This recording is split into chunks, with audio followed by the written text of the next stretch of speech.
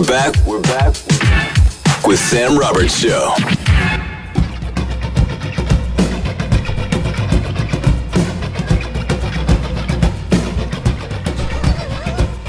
Welcome back. Sam Roberts Show. Chris DiStefano is here. Chris DiStefano.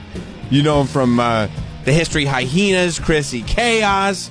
He's got It's Just Unfortunate on Hulu. And, of course, Madison Square Garden on New York's favorite date, September 11th. It's what it is, baby. Get them tickets. Get them tickets. I appreciate being back here. I haven't been back in this building in a minute, and I always feel good because one thing I'm reminded of every time I step in this Sirius XM building is that black women like me. The black women who work in this building, the security guards, I got downstairs, I came in and said, hey, I'm going up to Sirius XM. She was like, ooh, is that hair real? And I said, yes, it is. Yes, it is, as a matter of fact. She was like, you got that curl and everything, baby. And you do, because you know what it is? Yeah. It's a very, almost like 1950s, 60s James Brown thing going on. Do you like it's a pompadour. You like that? Chrissy like Pomps. That? Chrissy Pompadour. Yeah. And so I like it. And so she hits me like, feeling nice. I said, yeah. And she was like, woo. And I heard her, she went, ooh, like that. And I was like, nice, this is great. And then I get up here to this floor, and I'm walking to the security guard, and and the one girl, the white girl, nice, he has to sign in. And then the black security guard standing up, the lady, she goes, you even make the pretty ones sign in? Whoa! I said, whoa! I said, a woman downstairs said she liked my hand. She was like, there ain't nothing to hate about it, baby. And I was like, nice. And I was just felt great. Wow. And then you come in here, and Danielle, our intern, walks in, and she just goes like this. She goes like this. Hi. Yeah, that's it. She doesn't care. She's not talking to me about my hair, about how handsome I am. She doesn't care. She's just in her white world. Right. In her dumb white world. Right. You want to be in black people's world. You do. That's the world that I want to live in. And is this new? That's why I've moved to the Bronx. You moved to the Bronx? No. Close, Westchester. Westchester's the best. Do you live in Westchester? Of course I do. Dude, let me tell you something. What's your First of all, address? let's talk for a few minutes here about property taxes. Let's talk about how, because here's the thing. Any old guy that yells at me about moving to Westchester or Long Island and saying, the property taxes, you got to pay those property taxes. Right. Here's the thing. Right. I do. But you know what? At least I'm paying for taxes for my property and for my kids to go into a school district that I like, that I kind of have a say in, and everyone's around.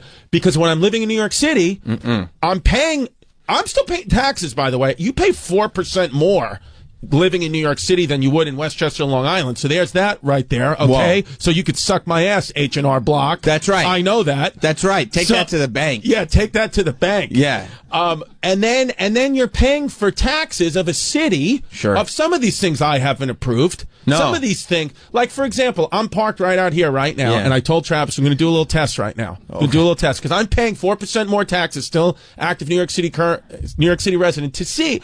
I'm paying for a police force. I'm paying for the rules to be enforced. That's what I'm paying for. Family safety. Now, let's see. I'm parked outside this building in a commercial loading zone. And you just went street parking for this morning. I went street parking. I said, I'm not paying for the garage anymore because every time I pay for the garage, it's $90, and if I get a ticket, it's $60. So I'll win. I'll save Chrissy money. Discounts. But exactly, Chrissy discounts. I have to discount because I'm paying high property taxes. Right. So I do have to save money somewhere. Sure. So I said, if my car doesn't get towed or ticketed, 4% taxes, not worth it. Right. Getting out of New York City. But if they come and tow my car, I'll say, well, at least the money that I'm paying right now, being a New York City resident, at least you're enforcing the law. Because nobody's been enforcing the law lately, and that's why I'm out. It is. It's a terrible place, this New York City. Seriously, dude. It's horrible. I mean, Travis lives in Staten Island. It's horrible. Grimes Hill. That's where I used to live. And he brags about it. And where Travis lives is nice. Yeah. I mean, Travis lives in an apartment complex where like all the wealthy people live. So it's a funny thing to be like, ooh, Grimes Hill, and then you're like, yeah, I got a one Betty. So you live in Westchester, but also have New York City residents. Well, no, I've just recently put an offer in on a home that hasn't been accepted yet in Westchester. So I'm already saying that I live there, but the offer can get rejected, and I can also do what I've done the past 5 houses I've put offers in on, walked out after the inspection. I've gotten an inspection, said I'm not doing this, and the inspector said the house is fine. Everything's great. I'm like, yeah, but now that I've been in it for an hour, I don't want it. Right. So you walk out, it's just you're not feeling the vibe anymore. The first 5 minutes, what I like to do is I like like to walk through a house fast. Right. And I go, this is it. Do it. Book Right. it. Let's go. Offer. This is a good house. And then my family's like, wait. I'm like, no, do it. Let's go. We gotta Sure. go. We gotta go. Sure. And then I go back in, and she just Jasmine makes me sit there in the house, and then I start to realize, oh, I don't want to live here at all. Well, let me ask you this. Do you think it's the house, or do you think it's you sitting still for an amount of time is always going to be a negative experience? I think always going to be a negative experience. I think I always want to be in 10 places at once. Okay. And I think that I had a good life on Staten Island. I had a good mortgage rate. Shout out 2.8% mortgage rate. Shout out to the 2.8. Shout out to the 2.8ers. And I lived in Toad Hill, which is the equivalent of Grimes Hill. Toad Hill, Grimes Hill, very prestigious places on Staten Island. That's nice. I had a house there. I had wow. a pool. Whoa. In-ground, motherfucker. Wow. Yes, I had an in-ground pool. Mike Boschetti lives not far. Mike Boschetti, yes. I used to see Mike Boschetti walking up and down trying to eat squirrels on Ocean Terrace. So That's great. I used to see him. And I had it made, man. And then I said to myself, Right. I said to myself this. I said, you know what? Things are too perfect. I'm sitting still too much. Right. Let's get a little chaos in here. Chrissy Chaos. Let's Chrissy Chaos. Sunday Right. nights. We've changed the time. We've changed the time. Sunday nights, 8 o'clock. Now it's mostly stand-up based podcast. Well, I've seen the format. It's nuts. We'll talk about it. It's a little different. I like it a lot. Views are down. Views are down. but that's okay. It's an adjustment period. That's okay. But listen. Right. So I said to myself, Right. you know what? Right. You know what? There's not enough chaos, right? Things are good. I can easily make my mortgage payment here. Kids are in good schools. We got the pool. I need to move. And the kids have friends. Kids have friends. Everyone's set up for success now. We got to move. We could, because now it's not just you. You could upend the children's life as well. I said, listen, we got to get things moving. So I said to myself, I come home one day and I say to Jazz, I say, listen to me. I don't like living here anymore. She was like, what are you talking about? We just renovated the kitchen. And I was like, I understand that, but I can't walk to a bagel store. And she was like, but you can drive to one. I was like, yeah, but I need to walk to one for my creative flow. I need to walk to one. Oh, for your creative flow. That's what I said. I said, I feel like my career's stalling. She was like, you have Radio City sold out. I was doing the show like 3 days later. This is 3 days before I do Radio City. And it was sold out. Sold out. Completely sold out. That's a huge, for somebody to sell out Radio City sold out once, and that's the best thing they ever did. Well, that means they had a great career. And I'm not bringing that up to brag. I'm bringing that up because I'm going to get to, there's a point to me saying that. None of this felt like you were bragging. Yes. Okay. I did. Look at this guy. Yeah, I was just thinking that. This guy looks like Staten Island scum.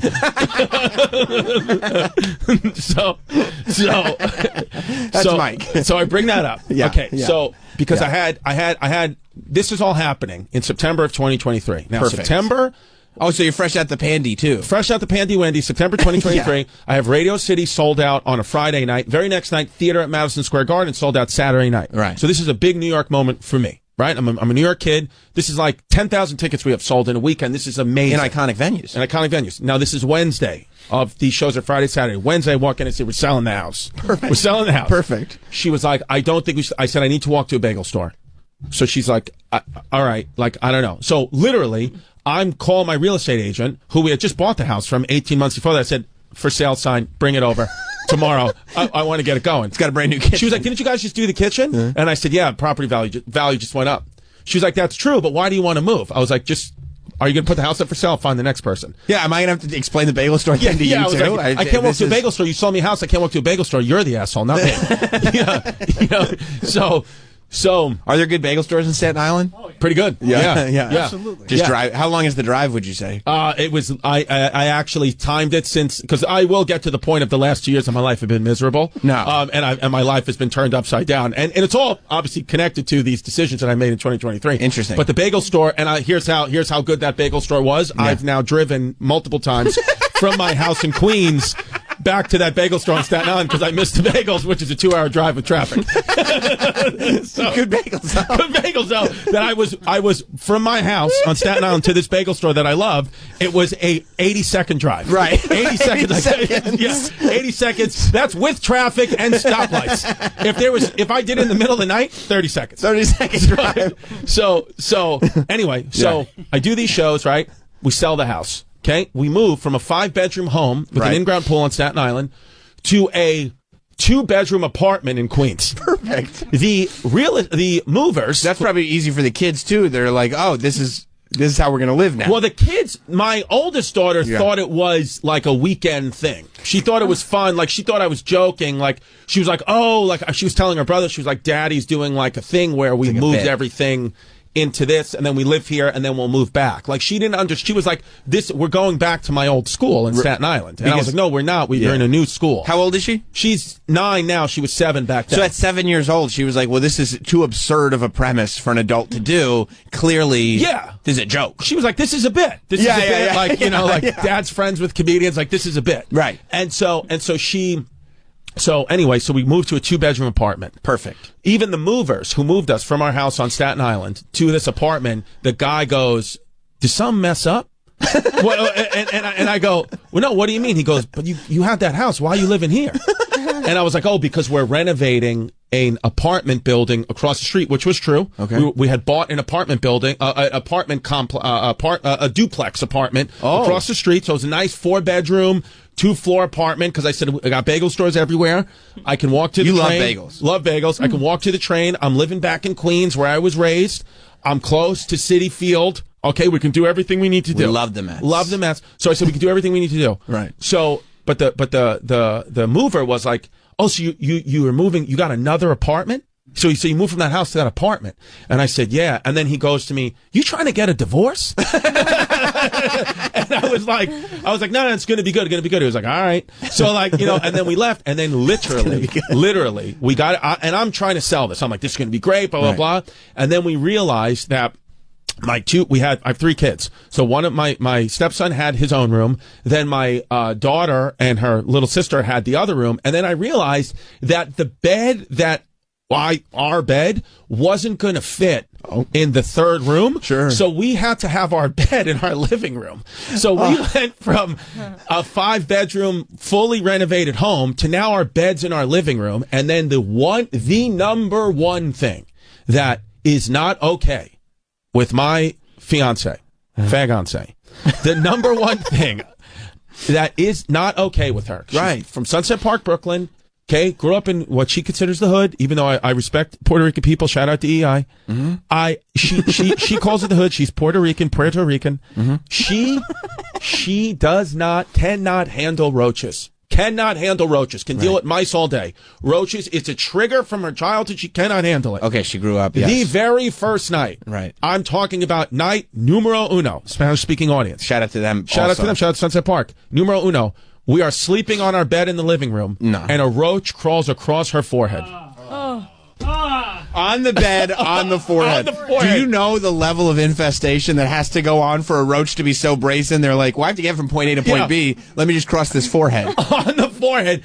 And I swear to God, she, in the middle of the night, screams. She goes, there's a roach on my head. And my 7-year-old daughter woke up. She goes, it's probably just one of Daddy's bits. Yeah, like a prank roach. Yeah, like a prank. April Fool's. Yeah, April Fool's. So within 24 hours, my life turned upside down. And then to make all and whose fault was it? I'm going to say the real estate agent on Staten Island. Yeah. So then in 24 hours, my life gets turned upside down. Now to make matters even worse, that all happened. We moved out on a Friday, right? Middle of the night, Friday night, roach closed forehead. Not forget, because we've had to talk about this in therapy. Not forget, you've neglected. Why would you have to go to therapy? Okay, we're going to get to that. I neglected to tell Jasmine that at 8 o'clock that morning, when she's here in the roach-infested apartment now, from the beautiful 5-bedroom house with the bed in the living room, that I'm getting on a flight at 10 a.m. because I have shows in Vegas. So I have a show at the Cosmopolitan in Vegas, and I won't be home till Tuesday. And you had neglected to mention that? I neglected to mention that. And so I'm getting up. I'm like, I got to go to the airport. And then Jasmine goes, now that better be one of your bits. Oh, God. And I said, hon, I forgot to tell you and that I have a show in Las Vegas. And she was like, well, you need to cancel it. And I was like, well, the thing is I can't cancel it because the money that we're making, I actually need to, because I actually sold the house for less than it was worth. I made a mistake. You sold it. You did not make money on the house? I did not make money. So I said, I kind of messed up here. So everything's going to be fine. Buy high, sell low. I just got to go to Vegas. I have to go to Vegas. And she's like, but the show is tonight, Saturday. Why are you coming home Tuesday? I said, because the hockey team, the Knights, right, the Vegas Knights, I said, they've asked me to stay an extra day because, like they have like this wheel that they have people spin, and they're going to have me spin the wheel to start the show. It's like a big siren, and it gets the crowd going. And she was like, and you're going to stay an extra day to spin the wheel at a Vegas Knights game. Well, we're still in this roach-infested apartment, and the whole life got turned upside down. I was like, yeah, I got to spin the wheel. I promised that I'll spin the wheel. I promised I spin the wheel. I gave my word. I gave my word. I can't back out. And she goes, if you go and spin that wheel. Oh, my God. On Vegas Nights, she goes, there's a 99% chance, right, me and your children will not be here when you get back. Oh my Just gosh. know that. We're gonna buy our house back for more money than we sold it for. We won't be here. And she said, and so I got back. I didn't do it. You didn't do the wheel? I did not spin the wheel. Because what I did is I traded. I said, can I spin the wheel in 2 weeks? So I said, what I'm going to do is I'm going to take Jasmine to Vegas in 2 weeks as like a impromptu trip. Hey, I'm sorry, but then I'll spin the wheel. And whatever. But now you're going back to Vegas on your own Going time? back to Vegas. Well, what happened was, and then 2 weeks later, I got COVID, and I had to cancel the whole thing. Okay, all right, perfect. So we still haven't spun the wheel. Okay, that's still something we're working on. That was 2 years ago. Yeah, 2023. And my career's been going down. So now I can't spin the. Now I'm not even on the list. It's not invited to spin the wheel. Can't do it anymore. No, you got a lot of buzz at that point. Yes. So then I dealt with a woman for all of 2024, and I'm not making this up. This is 365 days in a row. I dealt with a woman who cried herself to sleep every night. So a year for 365 nights. And it was funny on New Year's Eve of 2024. I said, "You made it. You made it every night. Every night you cried." And she was like, "Yeah." So and then we went through therapy. And the therapist actually... When did you start therapy? We started therapy, so I moved that house. We moved into the apartment September 28th, 2023, and we started therapy October 1st, 2023. That's quick. Yeah, so 3 days later. Yeah. We started that 3 days later. Okay. So what our therapist has told us is... What happened here was that you displaced your anxiety. You didn't know you had so much anxiety about Radio City and theater at MSG. That's why I brought it up. Yes. You had so much anxiety about these shows being perfect because you're a perfectionist and we've worked on this. You literally couldn't put the anxiety on that situation. So what you did is you displaced it and you moved it onto selling a house. So now you're not thinking about Radio City and theater at MSG, which she was right. Right before I'm going out on Radio City, I'm texting the real estate agent, do we got offers? and they're bringing me out. Right. And I'm like, we got offers.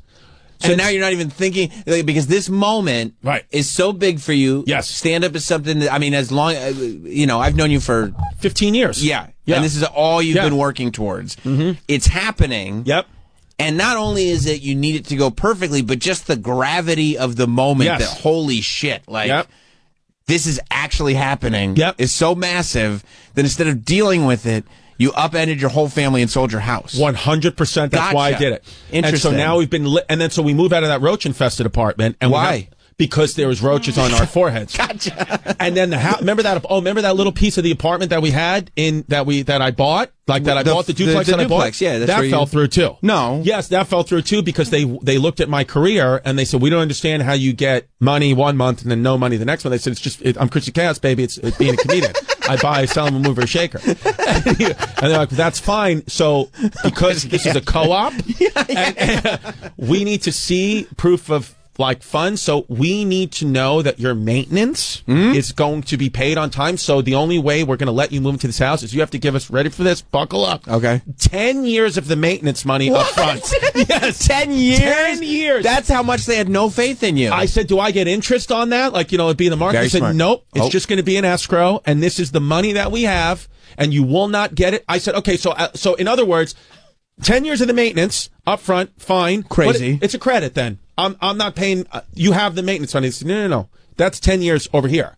You have to start paying the maintenance the first month. So that we know, should anything happen? We got 10 years on you.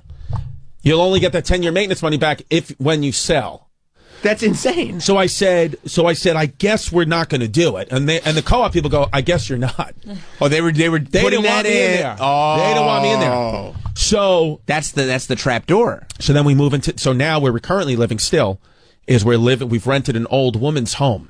That feels haunted. It feels like a home from The Conjuring. Is she still in it? She's not still in it, but she's a great lady. She really is a great lady. Shout but out to her, it is an old lady's home. It is. the positive news is you can walk to the bagel store. The negative news, it's not the bagel store I like. No, that sucks. The bagel store I like, I still have to drive to. That sucks. Yeah, I'm sure the creative flow is all messed up now. So we've went through a lot of pressure. We've went through a lot of hard times the last 2 years, all self-induced. But I've went through therapy. I've went through kratom therapy.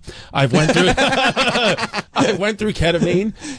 And now we've come out on the other side to say, be happy with what you got, folks. I mean, it's so crazy though that you make a split decision, because I remember hearing you first say that I think you did like Rogan when you like just did it. Yes, that was the inexpensive sunglasses era, Chrissy. That was clinically insane, Chrissy.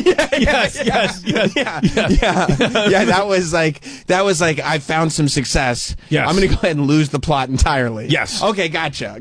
Right. And I was like, oh, I mean, I can't imagine what happens next. This is insane behavior, and it's just amazing to me that like that one bad weekend of decisions leading to the greatest weekend of your career up until that point, because you got the Garden still coming. Right. But that one set of bad decisions, it put you back a year and a half. It put me back a year and a half, and not only that, we moved the kids so quickly from Staten Island to Queens to give them this life, because we're like, oh, they'll just be raised in Queens now. My stepson will go to high school in Queens. My daughters will meet friends in Queens. And now, because of those quick decisions, we're like, oh, we don't want to live in Queens. No, why are we living in Queens? Right, Queens is negative now. Yeah, so we're like, I don't want to pay this money for this house in Queens. No. I don't want to pay 4% tax if you're not going to tow my car. No, we should go to Westchester on Long Island. This is where families go. Westchester. This is where families go to raise. So now, though, the decision is, so now it's like, it's not even financial. Now it's like spiritual. Now it's like, am I going to upend my kid's life again? Am I going to take them out of their schools again and put them in a new place yet again? So all these things have reverberated from that one bad decision. Right. And so now, one thing I've learned, even though I've said it publicly here on the radio, one thing I've learned is to keep the circle small and not and not ask a million people for their opinions, because then you will get paralyzed. Because I was doing that for a lot in my life. Right. Everybody's decision, and then somebody would tell me, hey, you should do this. I'd be like, that's what I got to do. Boom. But then the next I'd be like, you know what? I do the opposite. And I'd be like, well, now I can't move. Sure. So now I just say, I'm going to do what I feel is best for me and my family, and we're just going to move forward. And I'll handle whatever else happens. Right. That's what I've done. So I think what would be best for me and my family is to actually kill myself and let them get the inheritance. That is. So then they can have the money, and then they don't have to deal with me. But make sure you do it after the Garden show, because that's a big money gig. Well, here's a little here's a little asterisk I'd like to make to that Garden show. We're moving it to the theater. The tickets weren't necessarily exploding, so we're just going back to the theater. The theater's great. Now listen, I got 4,000 sold out of 12,000. That's crazy in the arena, which is not bro. bad. Hey, listen to me. You selling 4,000 tickets? Not bad. Crazy. And the show's not till September. Now, in hindsight, September 11th probably wasn't a good move. That's all right. It's crazy chaos. People have said, you know what? The overwhelming response I've gotten from people have been, want to see you, buddy. Don't know I can support a comedy show and laugh on 9/11. Okay. And I was like, fair. I said, what if I was going to give some money, some of the proceeds to first responders, like it's a 9/11 themed show. They're like, I know, but I just, I'm not going to go. If it was 9/12 or 9/10, I would have went. But I'm not going to go like, hey, oh, you want to come with me to this comedy show at the Garden in Manhattan. Right. It's on 9/11. I'm doing it from ground zero. Yeah. So what happened though is we haven't made the official decision yet. And my agent actually told me to come on here and don't mention anything about the Garden moving to the theater, but you know what it is? It's already happened. I mean, look, we're live, right? We're live. What can you do? What can you do? What can you do? It happened, Mikey B. It happened. Big Don't deal. have to go on the radio then. It's like the same thing as like, if you want me to stop eating dog food, stop making it fucking taste so good. Right. And look so good on these commercials. We've known each other for how long? 15 years. You gonna come in here and lie to me? I'm not gonna lie to you, baby. No. I know we're having a real conversation. I know you since you had hair. Right. So, and you still do. It's the best it's ever looked. And that's why the black ladies, you just walk right past them. They love it. They say, yo, your hair real. That's right. They do say that. So we're going to maybe move it, possibly. But maybe not. If you've bought a ticket, though, to the theater, to the Madison Square Garden, I want to say thank you very much. You're coming to the same building, baby, on September 11th, except going upstairs. We're going to go downstairs. Big deal. You're just going to go to that basement, boo-boo. Big deal. It's still 6,000 seats down there. But by the way, or if there's an influx today, Oh, 100%. We just sold a ton of tickets now. 100%. And by the way, it's not until September. That's a long way away. Long way away. So, but it is one of those things. I do kind of feel like if you're going to do the arena at Madison Square Garden, you got to do it like my man Tom Segura did it on Saturday. You were just there on Saturday. I opened up for Tom Segura on Saturday. He had that shit sold out for months. Nate Bargatze's doing it, added a show. Matt Rife adding a show. You got to do, if you're going to got to scratch and claw and get there, you're not ready yet. Go back down to the theater, folks. Right. It's no slight to still be able to do 5,000-6,000 in your hometown. Bro, by the way, something has happened with comedy. Right. Where they're like, no, if you're not playing arenas, that's what you're supposed to be doing. That's not what you're supposed to be doing. No. That should be like the weird outlier thing. Yes. Theaters comedy was designed to grow and grow and grow until when you hit your peak. Yes. Theaters. So that's where you should be living. That's what you should be doing. And I would love these two bears, one cave convinced everybody otherwise. Unbelievable, dude. It's crazy. And I got to be honest with you. I am happy that I had the opportunity to open up for Tom Segura last night. I followed Redman. I saw that. Who was calling Tom Segura Tom Cigar. and Dead Serious said, yo, I love this man, Tom Cigar. I've been listening for years. Yeah. Like, it's Tom Cigar. Cigar. And so he had obviously, so we told Redman, I introduced myself to Redman. I said, myself and Joey Coco Diaz are the openers. So, Redman, you're going to go up, do your thing. And then, what did he do? He sang he did like some of his old school songs. Oh, that's 15 great. minutes. So it's great. He killed. That's awesome. And then I said, and then Redman said, I got you. And then Tom Segura's team said, listen, the lights are going to go down. And then Tom from the back is going to bring up Chris. So all you do, Redman, is you do your set, say goodnight to the crowd. Thank you. And that's it. He goes, got you.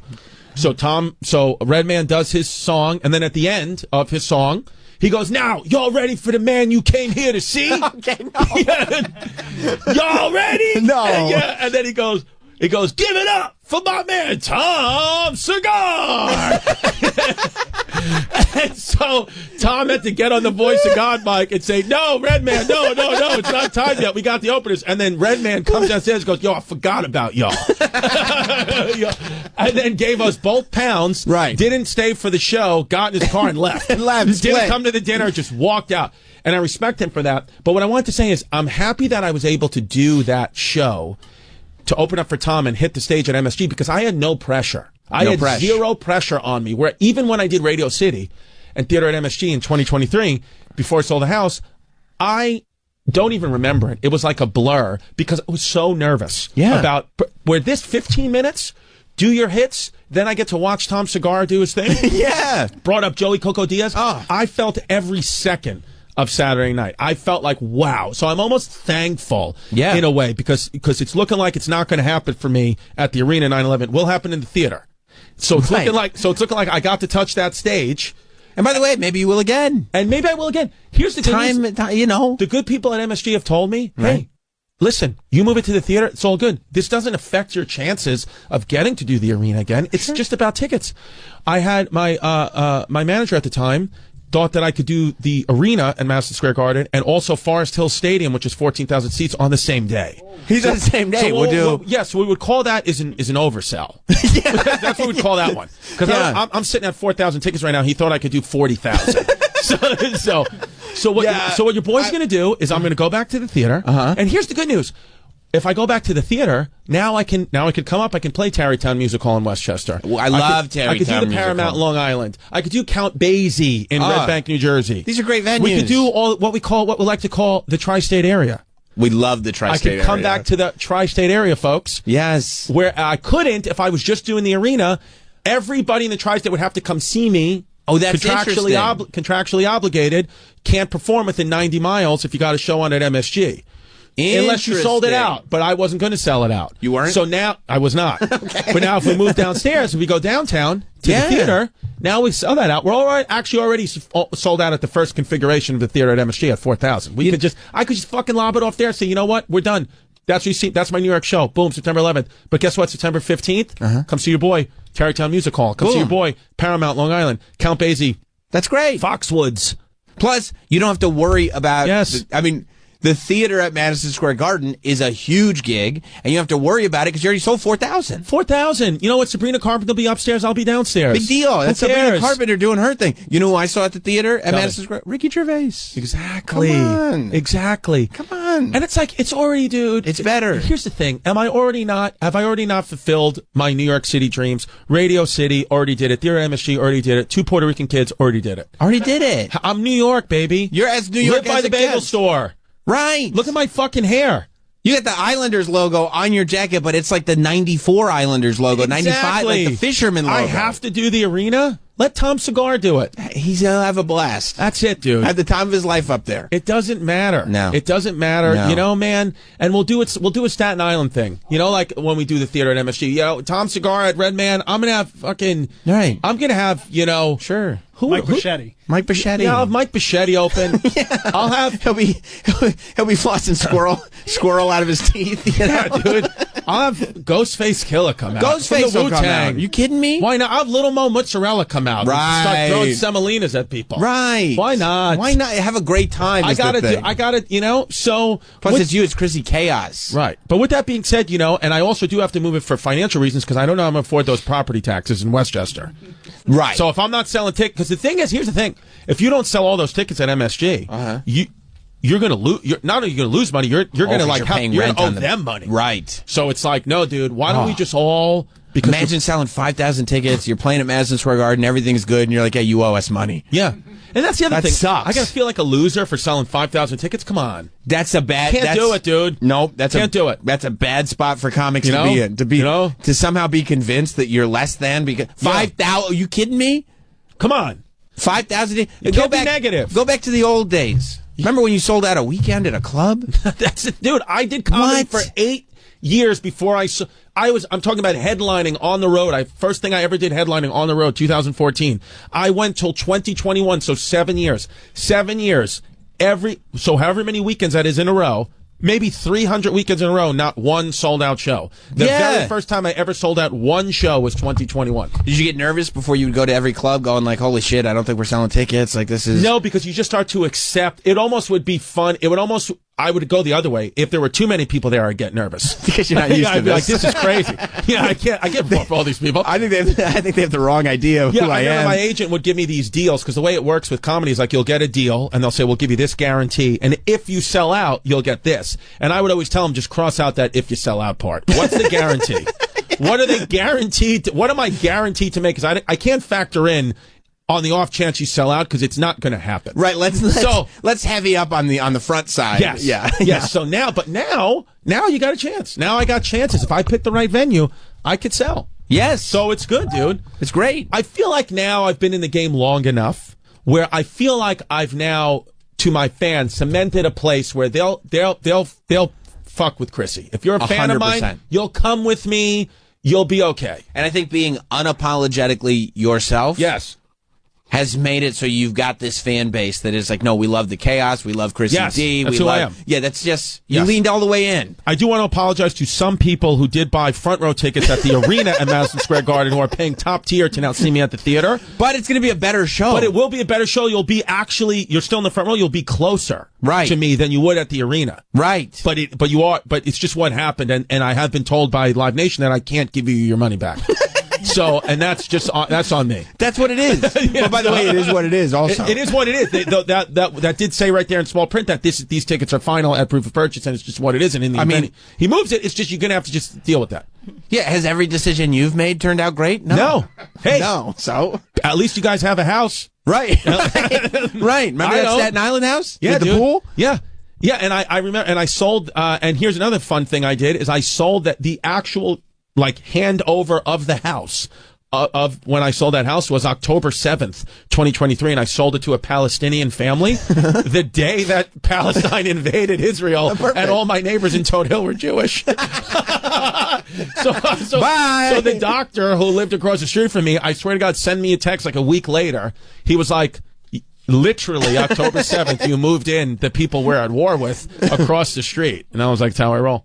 Yeah, but I don't know. I don't even know if we should be texting anymore. We're not neighbors. Yeah. We're not. Yeah, they were calling them Hamas, but what can you do? That's not your problem. What can you do anymore? It's not confirmed they're Hamas. They were like, well, they have the flag outside the house. I was like, well, then it's confirmed they're Hamas. And they are your neighbors. But you should be texting them. Yeah. Not me. That's what it is. I'm in a 2-bedroom in Queens with roaches on our heads. That's what it is. I got bigger problems, okay? Yeah, I got a Puerto Rican that wants to divorce me. Yes, exactly. And we're not even married, and she wants to divorce. Right. Yeah. Right. But we are engaged, though, now. Congratulations on that. I think it's one of you and your fiance is one of the great love stories. I mean, I remember, because I knew you before you were with her. Yeah, yeah. And I remember you coming in. You remember the chlamydia days. I remember the Chrissy chlamydia. Yes. Chrissy drip drop, as we call it. Yeah, that's right. That's right. But Danielle, I remember I've gotten even less attractive to Danielle, by the way, throughout this. Well, sure, but you're honest. But if you bring in the black ladies, unreal. And that's what you got to keep. That's who you have to keep in your brain. Yeah, yeah. I remember you coming in, and I'll never forget that you told me, because I said it's a crazy thing that you just meet this girl, raw dog. Yep. And boom, pregnant. And you told me, and it was in a little studio at some random time slot doing whatever show I was doing back then. You said, I'm going to tell you, I met this girl. And there was something about her from the moment that I met her that I wanted to impregnate her. Yes. You said that way back then. And it's true. And look at you. Look at the life you've created with her. And I want to, and it's been beautiful because we were together for 2 years. Then we broke up. She started dating someone else. Nothing you can do. Nothing. What can you do? Started dating someone else. He was a good guy. I liked him. then we got back together in the pandemic. And then it was kind of like the first time, like I said, we hooked up, first or second date, had a baby. Pandemic, we've been split up for, 2-3 years. Pandemic, where my daughter got sick. This is early COVID days. Nobody knows. Like, the doctors are coming in hazmat suits. We didn't know. Right. Doctors said you have to cohabitate together, even though you're co-parenting, you have to cohabitate together because we don't know germs. I don't know, like, if you're about the safety of your daughter, everyone hunker down together for 2 weeks. That's what the rules were back then. So it's okay. So I'm going to sleep on the couch. You sleep in the room, whatever. We're co-parenting, whatever. Great. So daughter gets better. My little daughter, my older daughter at the time gets better. Start drink a couple of glasses of wine. One thing leads to another. Sure. Have sex. Gets pregnant with our second daughter. I mean, you're a potent guy. So it was. There's something about the two of you when you guys. Oh, yeah. All you're gonna do is make babies. It's insane. Yeah. It's insane how many kids we could possibly have had. Yeah. And so. But then after that, now we have 2 daughters and my stepson. I said, you know what? We got to do this right. And then so this year on January 6th, I was in the mood. Put the ring on the finger. I love that. January 6th. January 6th. I said, this was already a great day. Let's take it back. Yeah. Let's take it back. You know what I'm going to do? Yeah. I'm going to get engaged on January 6th. Then I'm going to book the garden for 9/11. That's what it is. And there was some thought of getting actually married at my garden show on 9/11. Get engaged January 6th, but now because if we move to the theater, they don't have the capacity. Okay. to hold the wedding. Sure. No, I get that. It's a different thing now. If it was the arena, it could be a totally different thing. But we're going to do the theater. But and I said, you know what, man? January 6th seems like the right time to do it. And here's the thing. In hindsight, here's the thing. Right. I actually like it better this way because now my kids, right? They're a part of the wedding. They'll have memories. Every other kid, I heard about when mom and dad get married. I watch your tape. No, but you're going to be here. Yeah. Tristan, my stepson, you're going to be streaming this on Twitch. Is he going to be on Twitch? Oh, yeah. Oh, that's great. Oh, yeah. He's going to live stream. That's great. I'll sub. Yeah. He's going to sub. And by the way, if you guys want to see my wedding live stream, you go to patreon.com/historyhyenas. Oh, that's great. For $10, you can be a part of it. That's great. Yes. That's great. Are you going to have Giannis actually do the ceremony? That's smart. Yes. Smart. Yes. Keep the brand strong. Yeah. And that's what happened, too. Ticket sales started to go down. I text Giannis, hey, want to be friends again? Hey, Giannis, I'm thinking I'm a little too big for this History Hyenas thing. I got these sunglasses on now. I think I'm done with you. Yeah. Giannis. Yeah. Matter of fact, I was incorrect about my previous. Hey, MSG just called, moving my show to the theater. So let's talk about Queen Elizabeth. That is, but it's a sound decision. It's fun. And you know what it was? Me and Giannis, we got back together. We said because we were talking. We had a falling out, and then we started talking again over the years, right, little by little, and then we were like. We had this great community. We'd want to do other things, fine. But I was like, what are we doing? We got if we did History Hyenas for 20 years and 3 of them was this breakup period, it's like something to talk about. It gives it character. 100%. And then we came back from day one, like like we never left. Like, That's just great. fully back. The episodes, I think, are better now on History Hyenas than they were back then because now we understand how to research. Now we understand the algorithm. Now we're like, we used to like it. A lot of the show used to be about, how crazy is Chris's life, and let's exploit that and make fun of that. But then we don't do that as much anymore. Now we keep it to the history, and we still do make fun of our lives. Sure, but you have other projects to do. Yeah, and like we just correlate it to history. Sure. So I think and now it's niche because now you know what it is, dude. Really, another podcast with two white guys just talking about nothing? No. Doesn't work. No. So we get very specific. So we have a smaller fan base, but they're mightier. Yeah, because yeah, they're like, of course. if you don't like history, the show may not be for you. My pitch, though, for people who don't like history is, do you want to have a fun fact at a party, though? Right. Listen to our show. You'll laugh along. We speak like a different language on the podcast. Like, you got to know the show. We say things and terms, and it's like, if you're not a fan, you don't know what we're talking about. So that's cool. It's like in-house, esoteric, like we're our little group here. Yeah, community. And then we give you a nice little fun fact. And you'll say, "Oh shit, I didn't know that." And that is the type of thing that you can convince people you read books and stuff. Yeah. When in actuality, like, did you know that Ulysses S. Grant, Civil War general, hero, was drunk and dilapidated and penniless at the end of his life? And do you know who wrote his autobiography? Who? Just to give him some money? Who? Mark Twain. Shout out to Mark Twain for doing that, by the way. Shout What out a Mark good Twain. dude. Really good. You know, Nicole from the Morning Mashup is very sexually attracted to Ulysses S. Grant? Really? That's a true thing, yes. Yes. The old pictures of I him? think you were going to say she's very attracted to me, and I would say, well, she's not a black woman. That's right, so she can't. So no Yeah, good. yeah. Yeah, very sexually attracted to Ulysses S. Grant. Well, he died of throat cancer. He was probably eating that pussy. Probably. Because that's the thing. When you hear anyone have died of throat cancer, it doesn't matter. They were eating that pussy, eating that ass. 100%. So at one point, honestly, when I'm a much older man, that's how I want to go out. 100%. Because the legacy. You know what I mean? Legacy. It's important. Ulysses S. Grant used to get hammered drunk, okay? He used to get hammered drunk and used to ride his horse naked through enemy lines. What a pimp. What a pimp. Guy would fuck around. You know what I was watching, It's Just Unfortunate on Hulu. That's it. Your comedy special. Shot at the Tarrytown Music Hall in Westchester 2 years ago. I thought my favorite part of that special was going to be that it was in Tarrytown. Yeah. I love Westchester so much. But you know what my favorite part of the special was? It was when you would go off on tangents and you'd say, I have a friend who. Yeah. And I would listen to the details to figure out who the friends are. And when I'm sitting there and I see this look on your face, like you were so happy with yourself that you did it on your special, knowing what you just did. When you were talking about getting complaints from friends and that you don't really have time for them because you have kids. But you said the one specific complaint that you got from a friend, an anonymous friend, was, I don't know, I'm having a mental health crisis. I used to do stand-up, now I have a sandwich shop. And I was crying laughing. Joe DeRosa texted me after, and he goes, what the fuck? And I go, I didn't mention any names. Used to do stand-up. Now he has a sandwich shop. He goes, I thought we were having good talks. And I was like, yeah, dude, I got many friends who own sandwich shops who used to do comedy. That wasn't about you. It wasn't about you, dude. Come on. Yeah. I mean, I thought it added authenticity, but Thank also you. I appreciate that. Also a good, like, when you can figure out how to slam your friend on your comedy special without the audience, like the bigger audience realizing, you know, if you just turn on a comedy special, it's like, oh, that's a funny little story. We call that threading the needle. I love threading the needle. Yeah. Love that. Yes, that's one of those things, man. And then, that's still up there on Hulu. Bill Burr's just went up. Yeah. Hulu's making a real play. Every month, Hulu has put out a different special. Yeah. So they started in November with Jim Gaffigan. Then I think December they had Alana Glazer. January they had Roy Wood Jr. But then February, Black History Month, me. Boom. Because they knew the black women like me. That's great. That's what they said. They did that for them. They did that for them. That was they for said them. Roy Wood is black, yes, but he's not doing Black History Month. Look at the hair on this guy. Black, exactly. Black women like that hair. Not Danielle. Danielle hasn't watched it.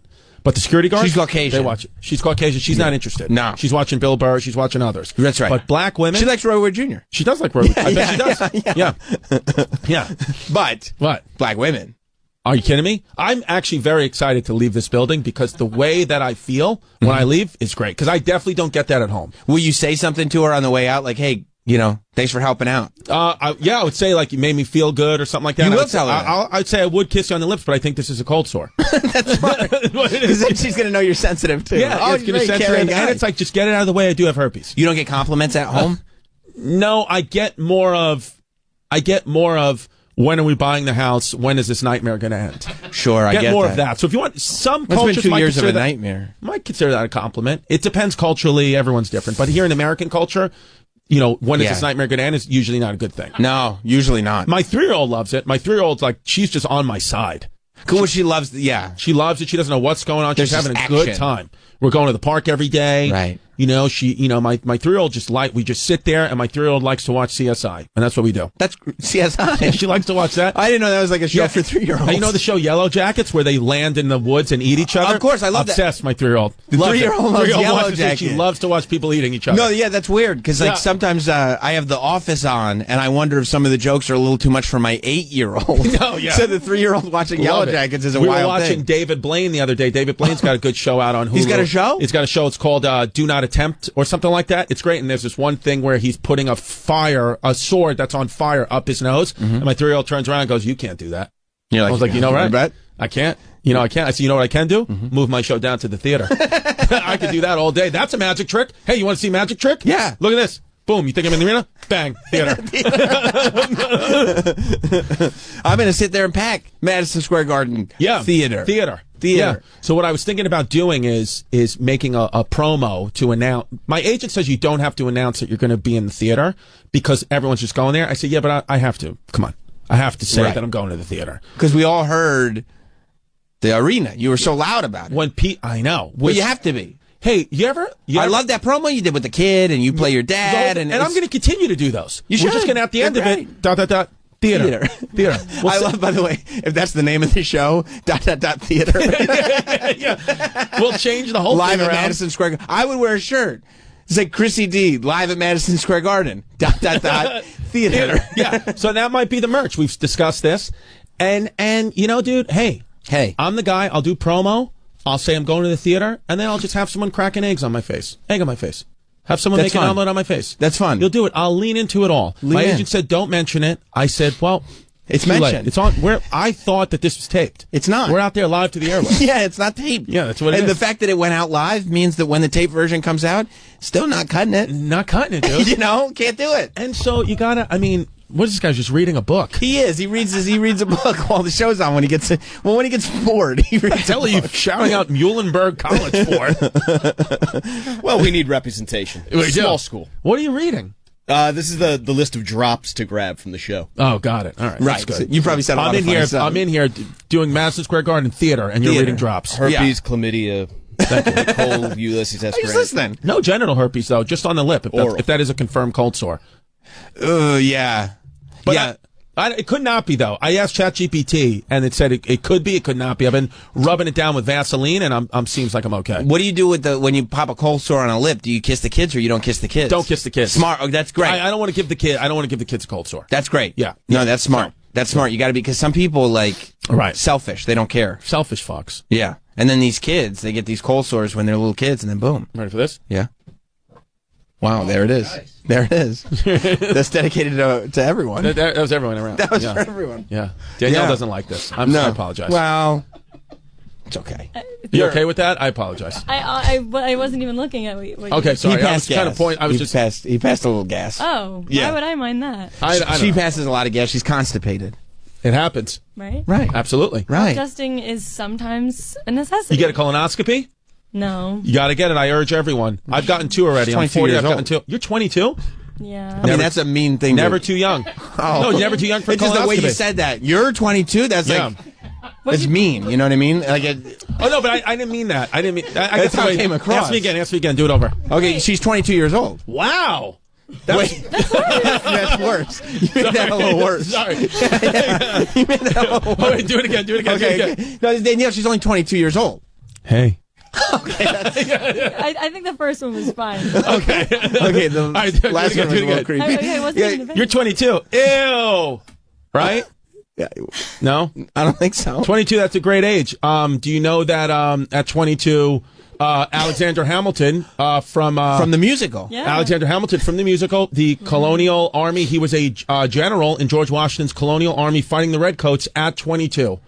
And here you are well. working for Sam Roberts. Well, she's interning. Oh, sorry, right. So you're not getting paid. Okay. But But still. Alexander Hamilton, though, at 22 is on the face of your $10 bill. So that was 22. He was leading troops against the Redcoats in September 1776, 1777. Yeah, but big deal. Did Alexander Hamilton have a notes app that he's been keeping since he was 13 years old of all his pet peeves? No. Because Danielle's been keeping all her pet peeves since she was 13. So what we call that, there's a little thing we like to call autism. Is that what it is? Oh, okay. That makes... You never know. Could be, right? Could be. Could be. That's perfectly I respect fine. you. I respect it, Danielle. I respect the energy. So you think Westchester is the place? It feels like the place. Again, we put in an offer. We'll see. Right. It does feel like the place. The thing I have to grapple with is moving the children schools again. Yeah, but Westchester has the best schools. They do have great schools, but my stepson is a freshman in high school. So it's tough to make him the new kid as a sophomore. But he's coming from Queens? Yes. So he's coming from the city into Westchester. That's cool. Like he's going to be the cool kid. Danielle, you think it's cool as a young lady, as a 22-year-old lady? Okay. Yes, and then like if you go into a suburban school district and you're like, oh yeah, no, that's the new kid. He's from Queens. That's cool. Instant credibility. Right, they like that. They like better that. sophomore year than junior or senior. Sophomore, if we're going to do it sophomore year. Sophomore. And then my 9-year-old daughter, she loves it. She goes, I can't wait to be the new kid. I love to reinvent myself. At 9. That's what awesome. she said. That sounds like you. That's what she said, yeah. We have the same personality. As Jasmine has said, the only child I really, truly worry about is our 9-year-old because she's you. A clone of you. Personality-wise, she looks like Jasmine, but she acts got like your me. personality. Yeah, so I was like, "Oh my, that's God. amazing." So it's going to be crazy, and so we got to watch her and try to keep her in line if we can, because she is wild but she's great. She's like a leader, and it's amazing. But she has said she wants to reinvent herself, and my 3-year-old has just been like, as long as I can watch shows where there's cannibalism. Sure, they have Yellow Jackets in Westchester. As long as they have Yellow Jackets in Westchester, it should be fine. She's good. So, what made you an insane person in your insane phase? Oh, yeah, right. So, because that's when, didn't you spend $100,000 on a watch or something like that? Yeah, but it's an appreciating asset. And it wasn't $100,000. Okay. It was much, much, much, much, much cheaper. Oh, that's good then. But here's the thing. I bought this watch right here. Beautiful watch. I bought that watch. That's the only thing I've ever bought, like a jewelry watch, because this is fucking Queen Center Mall. Sure. This is $600 maybe. Yeah. This is a real actual asset. You buy a watch like this, retail. It's a Patek, isn't it? No, this is a AG? Audemars Piguet. Yeah. AP. So you buy so you buy something like this, and then you spend a little bit of money on it, but then it appreciates in value like a home. Right. So as soon as I walked out of the store, doubled in value. So appreciating asset, but it's the only thing I've ever bought in all my career, years of doing comedy. I've only ever bought one thing, and it's this. And it was after I sold out Radio City. I said, you know what? Treat yourself. You're buying a new house. I like that. You're moving. I'm with it. Get a watch. So that's the one thing I bought. Yes. And You had a great run at Radio City and then the theater. At MSG, which we might be returning to September 11th. Right. Just to come back. It's an appreciating. Then I love that. Then I love it. I love haven't that. bought anything that's depreciating. My cars I lease. I have a family vehicle and a personal vehicle. Sure. We lease those puppies. Sure. So that's a depreciating asset. I just try to, I try not to spend my money unless it's buying and selling homes. When you first started less. When you first started getting good money, did you have a problem with it, or were you always like, I'm not gonna go crazy? No, ever? I had to learn. Nobody in my family has ever made more than $60,000. So not that that's poor, but nobody's ever made money. So I've had to learn the hard way and make humongous mistakes with my money, as I did buying and selling these homes for less. Sure. And putting money in Bitcoin and things. You put a lot of money in Bitcoin? Yeah, I just said, I'm going for it. Right. It went up again. Were you still in when it went up? I still went up, and I said, listen, I was getting, when for a while there I was getting my financial advice from a man named Tank Sinatra. So I think I know him from Instagram. Yeah, who's amazing, by the way, who's a crypto king. Yeah, I just wouldn't. I didn't know he was a financial guy. But it's amazing when I'd be FaceTiming with him, asking him genuine, stuff, asking genuine financial advice, and he's telling me about crypto while he's, in his backyard in Long Island, no shirt on, hosing himself down because he's jacked and ripped. And I was like, this is the guy we're putting our family's money with. Right. I would have thought like Dave Ramsey or something like that. But you went Tank Sinatra. So, but Bitcoin, it's okay. We're still there. We're still okay. But I've made a lot of mistakes. I feel like I'm at a point in my life now where I've made so many mistakes that I now know how to give better advice to my kids and myself. And we're definitely going to make more mistakes. But I know now what's what's important, what's not. Yes. What is the good move? What's the bad move? When I'm getting just too much anxiety, and when now I can identify it. When it's like, hey, do you really want to do this, or are you just nervous? Wait, we've made terrible mistakes because of this feeling. Yes. I can identify it first. And also now, you know what? Now here, you know what, another thing now. Tell me. Peace. Peace. And you know what peace sometimes means? Being bored. That's okay. Right. Quiet. You'd rather Sit. have that. You don't want high octane all the time. No, You're no, gonna no, get no, in no. trouble. You're going to get in trouble. Because you don't leave any time to think. No. These are thoughtful decisions that get Peace, made. boredom. Look at a river. Just, it's okay. River. If, like you said, if every show's not 100% sold out slammed, you're not a failure. 60%, move it to the theater. Big deal. That's it. In that specific. Yeah. Yes. Yeah. And by the way, you felt so good the last time you were in that theater. Yeah. You bought an AP. Okay? Exactly. Don't let that get taken away from you. Yes. Because old Tommy Cigars Right. is popping from arena to arena to arena. Yeah. Everybody tells a different story of success. Exactly. It doesn't matter, dude. It doesn't matter. No. So you say to yourself, be peaceful. That could be boring. Life is great. Don't worry about it. You got a great family. Not everything's 100% home run all the time. Look at the success story of your comedy career. Look at the success story of you and your fiance. Mm-hmm. That wasn't supposed to work out. Exactly. And it did. Still might not. And through 2 years. Right. Statistically, says it most likely won't. Right. Statistically, what it says is you're going to buy this house in Westchester, you pay taxes for 15 years. Yes. You get your youngest through high school. Right. And then you sell the house and get divorced like everybody else. Right. That's what you do. And by the way, that's a great life. That's a great life. And hey, honey, what's up? It's all good. I'll still be young enough, right? Right. You'll be young enough. It's all good. It's all good. What you say to yourself, though, is, look, I've been through 2 years of just a lot of pain, a lot of heartache, a lot of, why did I make that choice? But yet, on the outside, oh, Chrissy's doing well. I got this going on. I got that going on. Inside, dying, turmoil. Right. Don't want to be here. Right. So now you say, hey, you don't judge a book by its cover. No. Things are not what they seem. For everyone. For everyone. So Right. I've learned this the hard way. So now I say to myself, hey, you got a lot of great things in your life. Be happy with what you got. Ready for this? Mm-hmm. Benjamin Franklin. What did he say about George Washington? Why was George Washington a great general? Because what George Washington was different about him than other generals at the time. The teeth, George the wooden teeth. The wooden teeth. Also died of throat cancer. Oh, so you know what he was doing. 100%. He was fucking, absolutely, dude. Oh, yeah. He was eating Molly Pitcher's ass. Oh, yeah, he was.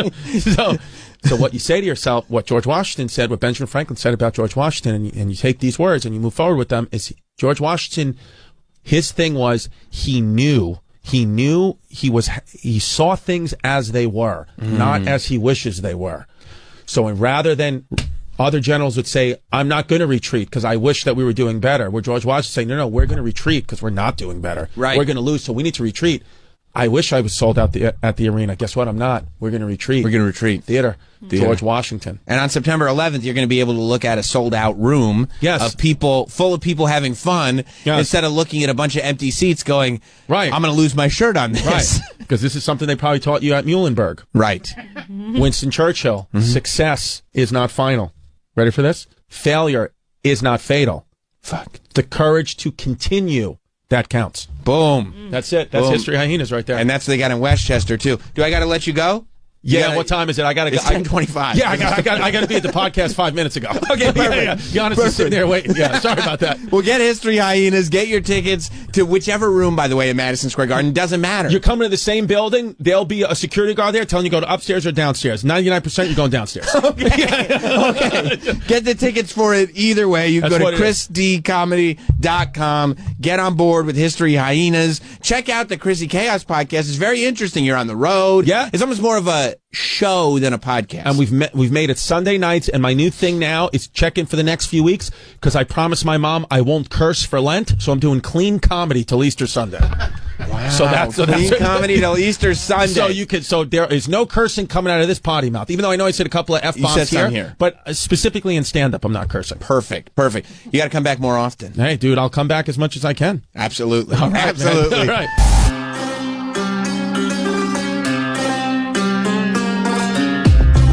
We'll be right back with Sam Roberts Show.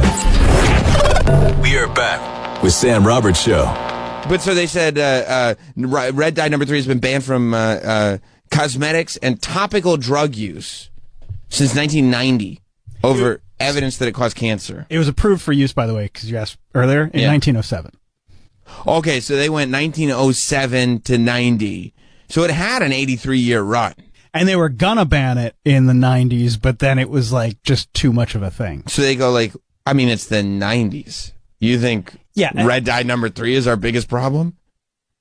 Where did I see it? Which is wild because the 90s, I would say, per capita, was the most bright red food that I ever remember existing. What's the best ring pop? Strawberry. What's the best push pop? Strawberry. What's the best Skittle? The red. What's the best flavor of milk? Strawberry. I mean, it's literally. What's the best type of gummy? I'll give you a hint. They come from Sweden.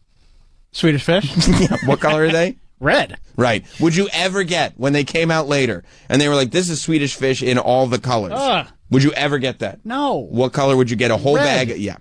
Yeah. Good point. Yeah. Yeah. Did you ever eat Twizzlers growing up? No, I hate Twizzlers. But Popular? they look nice. Right. Right.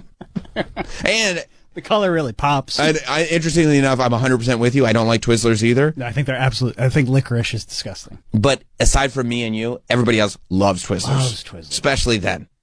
After they banned it from topical use, everybody was like, we can still eat Twizzlers, right? And the FDA was like, And so it's do like, whatever you want. Yeah, good enough for me. The FDA previously announced that it intended to ban it in food in 1992, but ultimately did not take action because of the resources that would be needed to remove its authorization. So they were like, Can I start saying that? When my wife is like, did you take the trash out? And I said, well, I had intentions of taking the trash out, but I did not because of the resources that it would require to remove the trash. To remove the trash, yeah. So 30 years ago, they were like, this is not good for you to eat. But it's going to be so much work. You just have to sign that thing. I have to go all the way over there. I have to sign the thing. They're going to write an article. They're going to be like, how bad is it really? Like, It's too much. Just keep it in for now. You just keep it in, and we'll revisit, say, 30 years from now. Give it 30. We'll see if it's still bad. No, like it's been bad for 87 years. Yeah, we know. Cancer. Rats. It's not going to change. Yeah, the rats got cancer. I mean, the rats, who knows what the rats were doing? No, they were lab controlled. We know exactly what. I don't know. So the FDA yesterday issued an order that will ban it from food products and ingested drugs in the U.S. Oh, my God. Yep. Food manufacturers, wait till you hear this, have until January 2027 to remove it from all products, while makers of ingested drugs have until 2028. Nice. I understand it's going to take you some time to take the bad, terrible chemicals out of your food because you want to dye it bright red. And they probably have so much inventory. Right. When you got to remove the, let's say, does 1 year sound good? How about 2 years? Okay, 2 years it is. It's January 2025 right now. Yeah. So it's another 2 years. And then the drug company's like, can we have an extra year? Sure. Yes. Yeah. Why do you need to dye drugs red? And why does it take 3 years to just stop putting the red in? I mean, they're pills. They don't need to be a color. Nobody's going like, well, I use Tylenol because it looks the most delicious. Nobody says that. Oh, what do you have that's the most appetizing looking over-the-counter medicine? Yeah, I'll take that. It says the FDA previously announced it would intend to ban it from food. Oh, yeah, in 1992. I mean, I also am like, I'm 100% full of red dye number 3. Yeah. I have to be, right? It's coursing through your veins. Yeah, I can't tell you the amount of... I mean, what about quarter waters? We're on the East Coast. I'm sure. Bright red quarter waters? I almost called it cherry, but I don't even know if it's cherry. It's just red. Red. Red. That's what. Even when you were before, when I was like the best flavor, you're like strawberry. I was like, I don't know what that is. Sure. Yeah. You mean red? That's what it is. Red's the best flavor, other than blue raz. As long as you're going to tell me everything is still cool with blue raz, I think I'll survive. But yeah, I mean those bright red quarter waters that just tasted like medicine with a ton of sugar in it. Yeah. Or Freezy Pops. Oh, the Freezy, of course. The red Freezy Pops are the best ones. How many red Freezy Pops could you go through in one summer day? I mean, Oh my gosh. dozens. As a kid? Yeah. Yeah. And but they cost 15 cents. So your parents would just be like, yeah, eat the whole box. I don't care. Yeah, it's sugar water. Who cares? Who cares? Yeah, you're good to go. Because you're going to run around in circles outside all day anyway. So you're going to be tired. Yeah. You'll be fine. And it's like, oh, we might have to worry about diabetes. No, we got bigger fish to fry than diabetes. We got red dye number 3. Don't worry. Most of that sugar was fake as well, so you won't get diabetes. You'll get whatever red dye number 3. No, don't tell me it's in Peeps. Peeps already began the process of removing red number 3 after California passed the ban 2 years ago. Oh, good for Peeps. Yeah. Good for Peeps. I don't like Peeps, so whatever. I mean, They're fine. I mean, It's just marshmallow. It's a marshmallow. Yeah. With a little glitter sprinkle on it. Wow. I like my mallow to be like over a fire. I never tried that. Can you toast them? Sam, you're killing me. They said it's commonly found in gum, candy, and cookies. So literally the 3 best foods.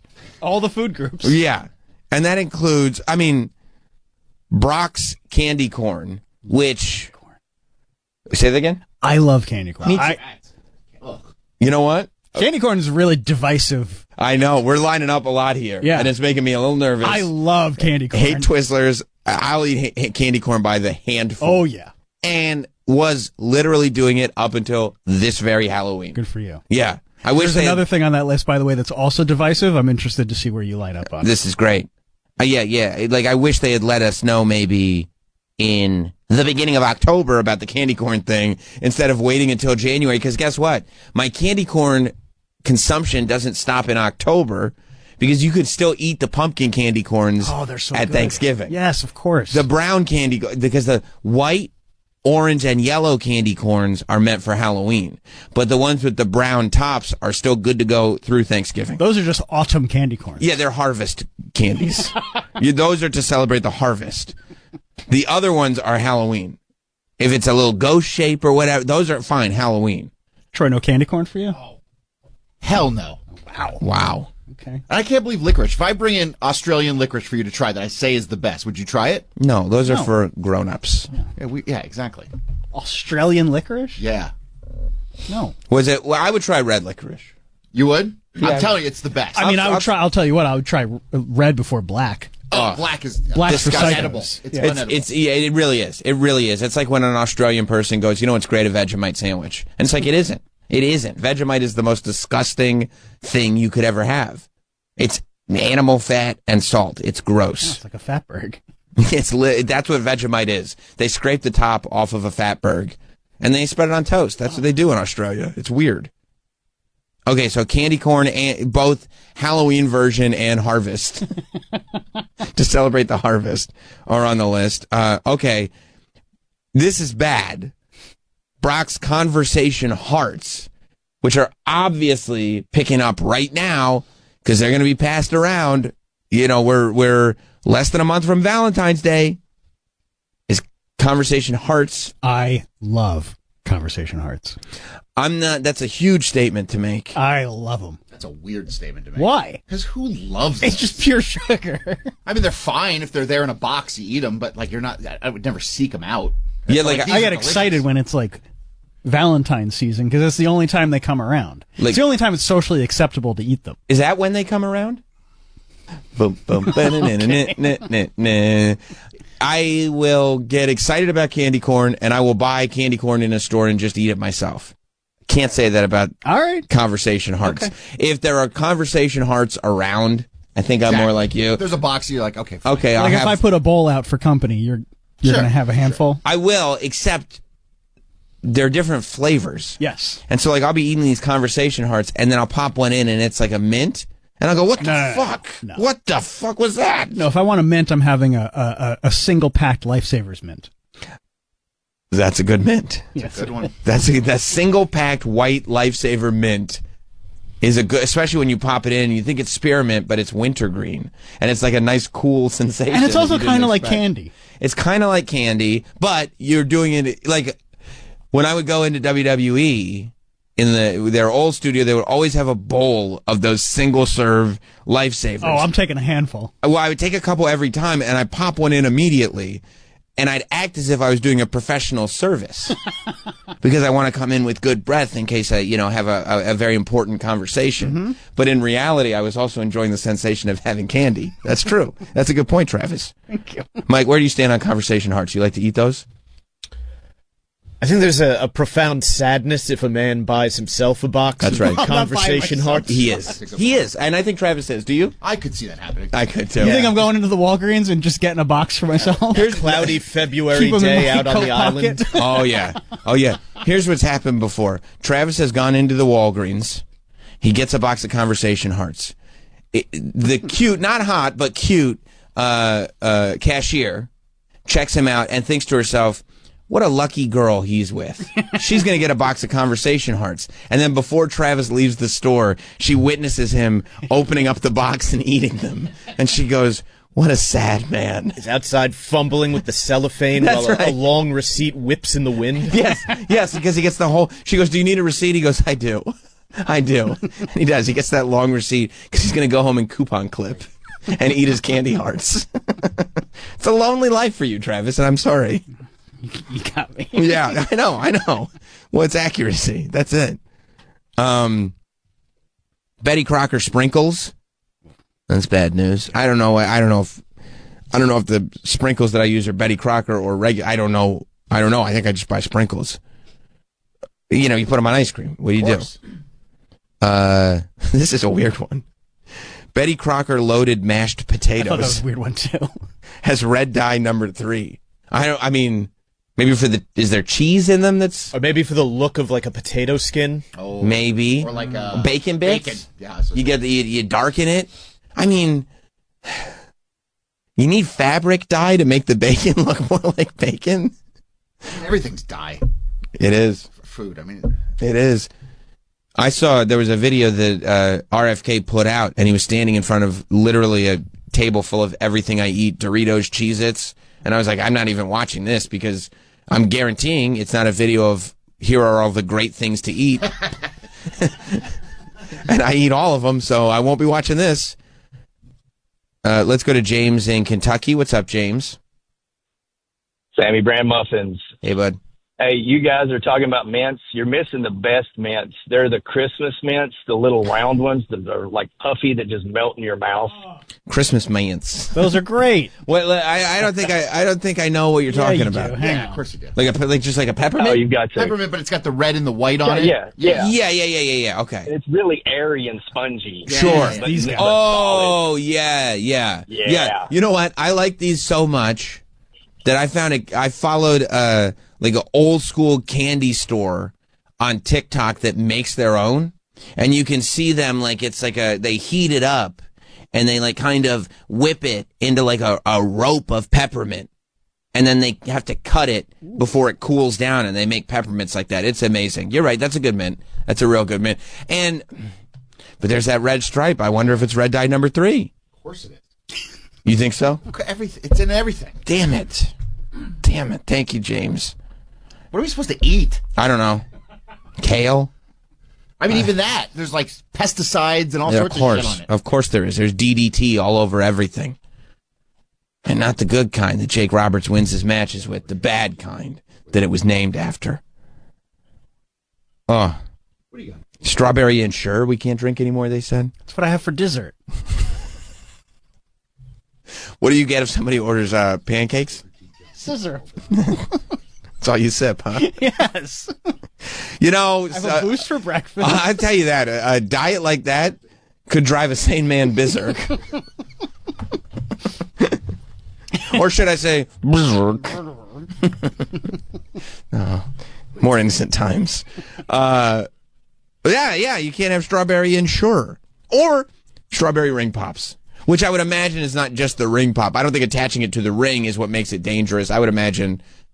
But, so is that to say that all these, like, whether it's a ring pop or a push pop or a Tootsie Pop or any blow pop, we should just get the other flavors fine?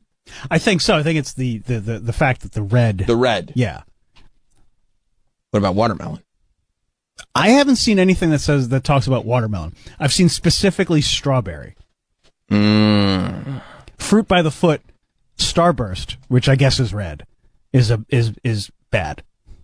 What's fruit by the foot? What's fruit by the foot? Starburst.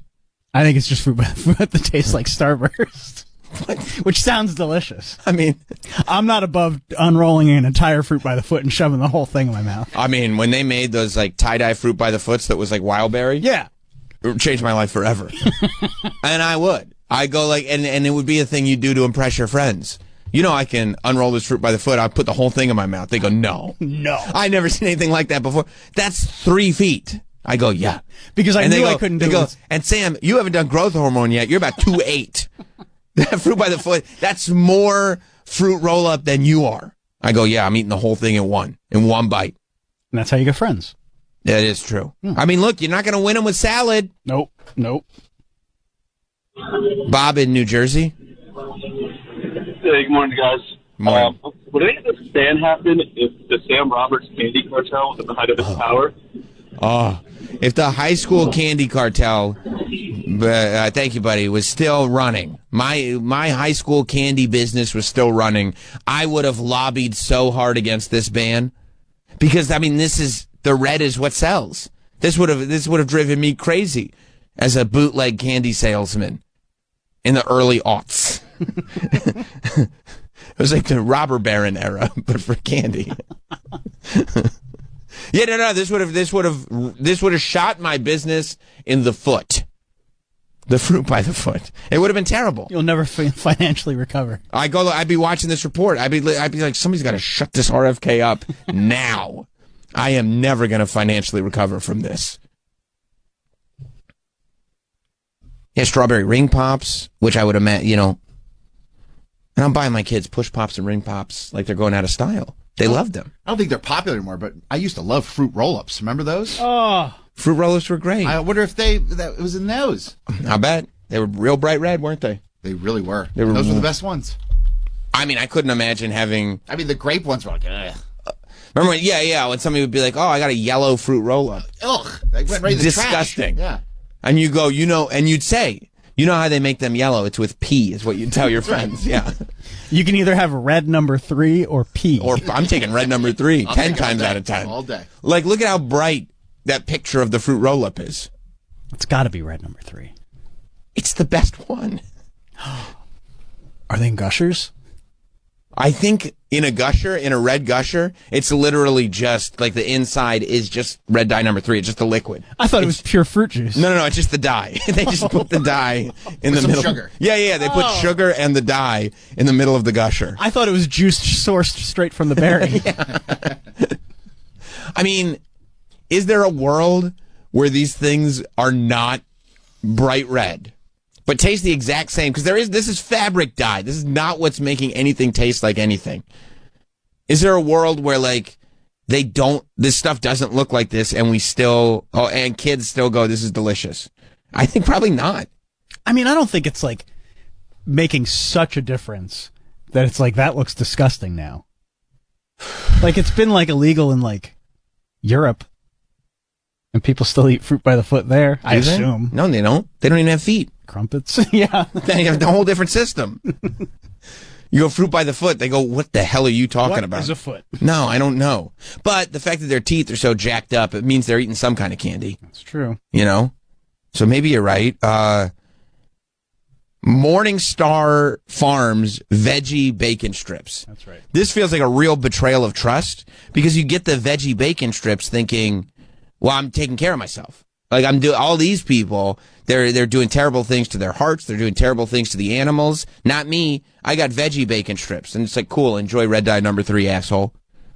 I mean, a lot of that veggie stuff is worse than eating the actual thing. Because it's all like manufactured. It's all chemicals. Right.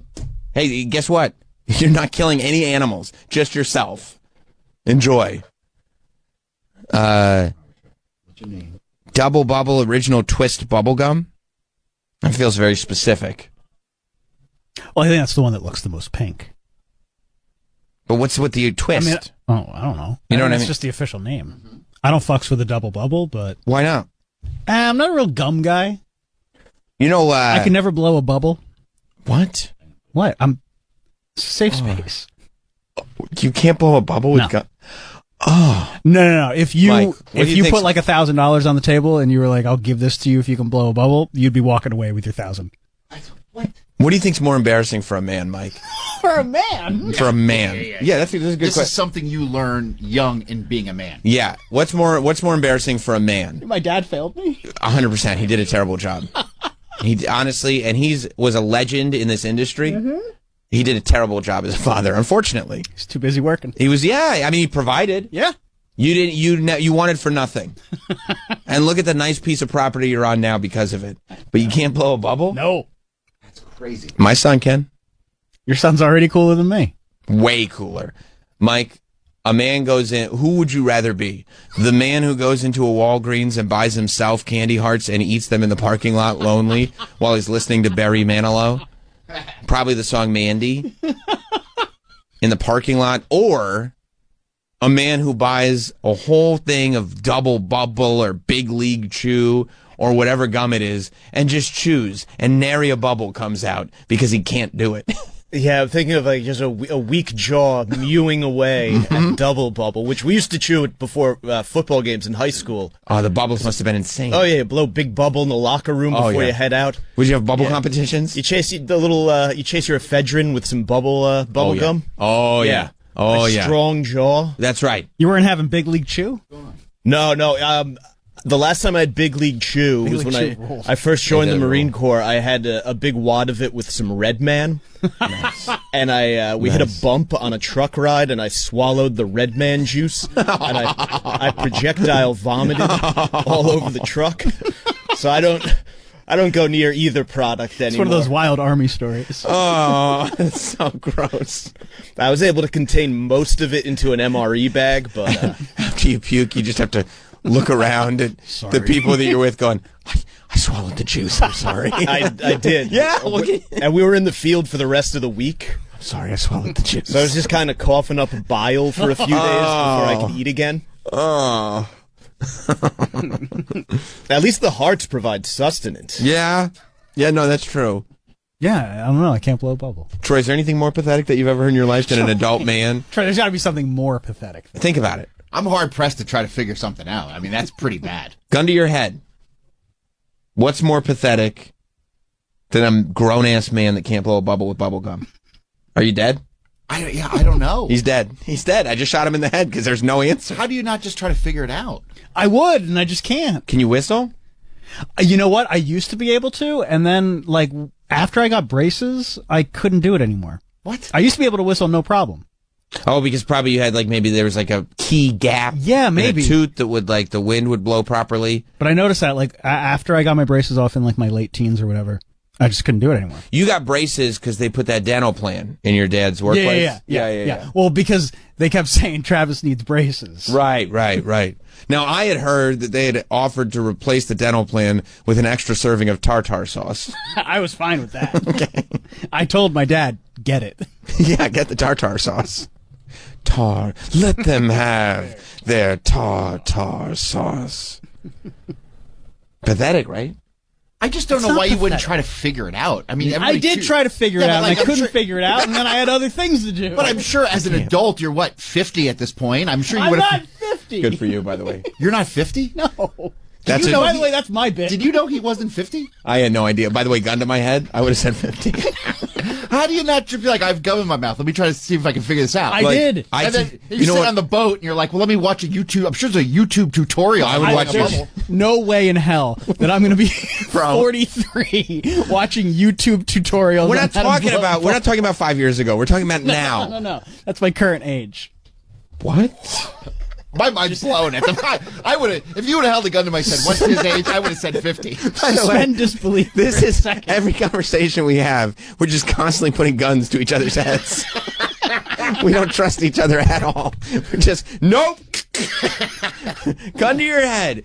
Listen, this is a place to share, and you guys. I appreciate your honesty. I appreciate your honesty too, and you are right. If somebody were to walk past you, I couldn't even have a family member catching me watching a YouTube tutorial on how to blow a bubblegum bubble. It's on the boat. Nobody's on there. Nobody's looking at him. It's just something that I'm like, all right, this is something I'm never going to do. It's like when Creed wants to learn how to do a cartwheel. Right. Like, Have you considered a thinner, softer piece of gum? you know what? I tried with like. Well, I mean, this is 40 years ago. I don't know what I tried with, but like, I don't know. Yeah, maybe, or Because maybe. I used to like gum. I would like Bazooka Joe. Oh, Bazooka Joe's a good gum. I would like, what was that cinnamon gum that came out when when it was in the 90s and everybody was eating Big it? Red? Big Red? Oh yeah, your fresh breath goes on and on while you're chewing. Yeah. Yeah, make it last a little longer with Big Red. What about the bubblegum tape? Remember that? Bubble tape. Yeah, bubble tape. That was the shit. 6 Yeah. feet of bubble gum. I just put the whole thing in my mouth. Yeah. The light on it. Like, It wasn't for a lack of liking bubble gum. Drool is coming down your chin. Yeah, Big Red was the makeout gum. Yeah. That's how they marketed it. And you're just Icebreakers. you're just sitting there before we make out. Do you want to blow bubbles? No, I can't. I can't. I can't. Oh, that would be great. Can you see if there's a YouTube tutorial on how to blow a bubble with bubble gum? I mean, I'm you know, sure there is. Maybe there's one little thing that you haven't been doing. I mean, it's easy, man. I don't know how to do it. I watched a YouTube tutorial to solve a Rubik's Cube. I can solve many Rubik's Cubes now. Yeah, this says easy tutorial. I guarantee it's not going to be. Okay. Hey, everybody. Okay, I already know. turn it off. Turn it off. This is why I don't want to learn. Turn it off. We can't co-sign this guy because this is going to be evidence one day. Wait. Scroll up the cartoon. I like the cartoon. Yeah, there you go. Okay, Big League Chew. Big how to League blow a Chew, bubble. Okay. how to blow a bubble. What kind of views are on this? 2.1 million. See, I'm not alone. Oh my God! Look at the comments. It says, "Who's doing this while chewing gum?" The most disappointing moment is when you think you could blow a bubble and then you realize it's just getting out of your mouth. Let me ask you this, Travis. In an attempt to blow a bubble, have you ever spit out your gum? So many times. Countless times. Countless times. How do they do this? You know, you're like putting your tongue through the thing and then it's just like, bleh. It's Oh gone. my God. You know what? I like the Big League Chew put this out. They're smart. Yeah. They're like, here's how to use our product. We may need to get some bubble gum in here. I got to see this. Have you ever seen... Oh, this is how it's made. Have you ever seen a grown-ass man go like, this is impossible? I don't know. What are you guys, magicians? It's so easy. It's not easy for It everyone. really is. He's like looking at us like it's like Chris Angel. He's like, what are you guys, the mind freak? This is incredible. You guys should have a show. Crazy. I mean, Not everyone can do everything. I'm telling you right now, I know as a person who has a radio show, if I got on the train one day and I saw over the shoulder somebody watching a YouTube tutorial on how to blow a bubble with bubble gum, I would absolutely come on the air and go, guys, I saw the craziest fucking thing I ever saw in my life this morning. Okay, let's go back to the Big League Chew step by step. Okay. Because I would like the video? Okay. Because I would like to see if they're, like, just watch it, because it's only a 30-second video. I'm not going with the serial killer again. Also, by the way, 30 seconds, that can't possibly be enough time to give me the step-by-step. You could do it 3 times in 30 seconds. No. Okay, let's see if there's one step that you're missing. How to blow a bubble. From Big League Chew, let's see. Step 1, chew your gum until there's no flavor left. I mean, you don't need to do You don't need to. Like, okay. Flatten the gum. Okay. Yeah, you could do it at any point, but I guess that's the easiest way. Flatten the gum and push it in with your tongue. I've done that. Okay. Okay. Open your lips and blow slow and steady. And that's when the gum falls out of the mouth. This is false advertising. All right, what's step 4? That's it. That's it? That's the whole thing. Look at the bubble the cartoon's making. Can't possibly be it. That's the whole thing. Well, it like spreads out over your teeth. Do you think Travis has a weak tongue? I don't know. I don't know what the issue could be. There's got to be some muscle that is just not strong. I just can't do it. I had no. How is it? Dude Perfect knows how to do it. Is that Dude Perfect trying to have a bubblegum blowing bubbles competition? Where? It just popped up. I lost it. Whatever. I mean... Oh, yeah, it's Dude Perfect. Dude Perfect bubblegum blowing battle. Travis is out in the prelims. Yeah! I mean, you must watch these guys going like, no wonder they got so many subscribers. Look how cool they look. Yeah. Oh, man. Okay. Way too big a piece. This measuring board will provide absolute clarity in the winner of the competition. The Mythbusters do it all the time, and it looks good. Look at that. No. You can't do so that. thrilled with that. A lot of things. It was a shitty bubble that guy blew, too, and you'd be like... Oh, my God. I feel like king of the world. I'd be like Leo. Oh, look at that. That's a good bubble. But I mean, it's also like, have you blown bubbles like that before? Big bubbles? Yeah. Yeah, of course. It's like, would you say thousands of times? Yes. Yes. When's the last time you blew a bubble? Could you do it now? Of course. Is it like riding a bike? Yes. You just never forget how to do You it? never forget how to do it. It's like, it's instinct. You can blow a bubble? Easy. Mike? Certainly. Fuck! I can't believe you just wouldn't keep doing it till you figure. Like, you know how to Gleek? I don't know what Gleek is. I don't know what Gleek Like, is. you have like that Fans little. of the show Glee. yeah. We're all Gleeks here. You have that little I like like. that one in the wheelchair. You have that gland under your tongue that your saliva comes out, but you can shoot spit. Like I just kept doing it till I figured it out. I never. Oh, I can't wasn't- do that. yeah. That's actually pretty impressive. Watch. Whoa! Troy can squirt. Like I just kept doing that till I figured it out. Troy squirts. Troy's a squirter. No, but also like remember, and maybe this was just around my friends, but like spitting was like such a big thing. Sure. I never did that. You get the loogie for distance. I mean, kids would just spit all the fucking time. Right. I mean, it is a disgusting habit. That's fun. It's not fun. I get my fiance to. She never snot rocketed, Uh-huh. and she had like we were on a bike ride. And I'm like snot rocket. She's like no, and I'm like just do it. Like I don't have a tissue, and I'm like. I wouldn't want to see my wife snot Of course, rocket. she's breathing like that. I'm like, just blow it out, right out. Right out. Do you ever snot rocket? Are you? Yeah. How are you when it Sure, comes? as a kid, yeah. And how You are ever you? do as an adult? No. Oh, get out of here. Are you good at blowing your nose? Yes, I'm very good. Okay. I could do that. Well, I mean, it's not a stupid question. No, it's not. I feel like if respect that. somebody can't blow a bubble with bubble gum, the fact that they're like, no, We use different muscles. I guess is it. One is through the nose, the others is with your mouth. Is there a resistance that you feel? Are you a shallow-breathed person? No, I can breathe with the best of them. I think it's a coordination issue. That's what I think. so. The way I can't play an instrument. Maybe you're right. You never had the makings of a varsity athlete. No. I've said that many No. times. Sometimes in the same dinner conversation. Just keep repeating it. Can you ride a bike? Yes. Can you dribble a ball? Yes. I don't think you can. I don't think so. I could play video games that take a ton of hand-eye coordination. Yeah. I win Fortnite all the time. Yeah, but hand-eye coordination is very different from like having a body awareness. Yeah. You know what I mean? I'm aware of my body. Could you skateboard? If you were aware of your body, you'd never leave the house. I could skateboard. I could never do tricks. You can't ollie or No, but I also never like really got into that. You know, so I think I don't think you can ride a bike either.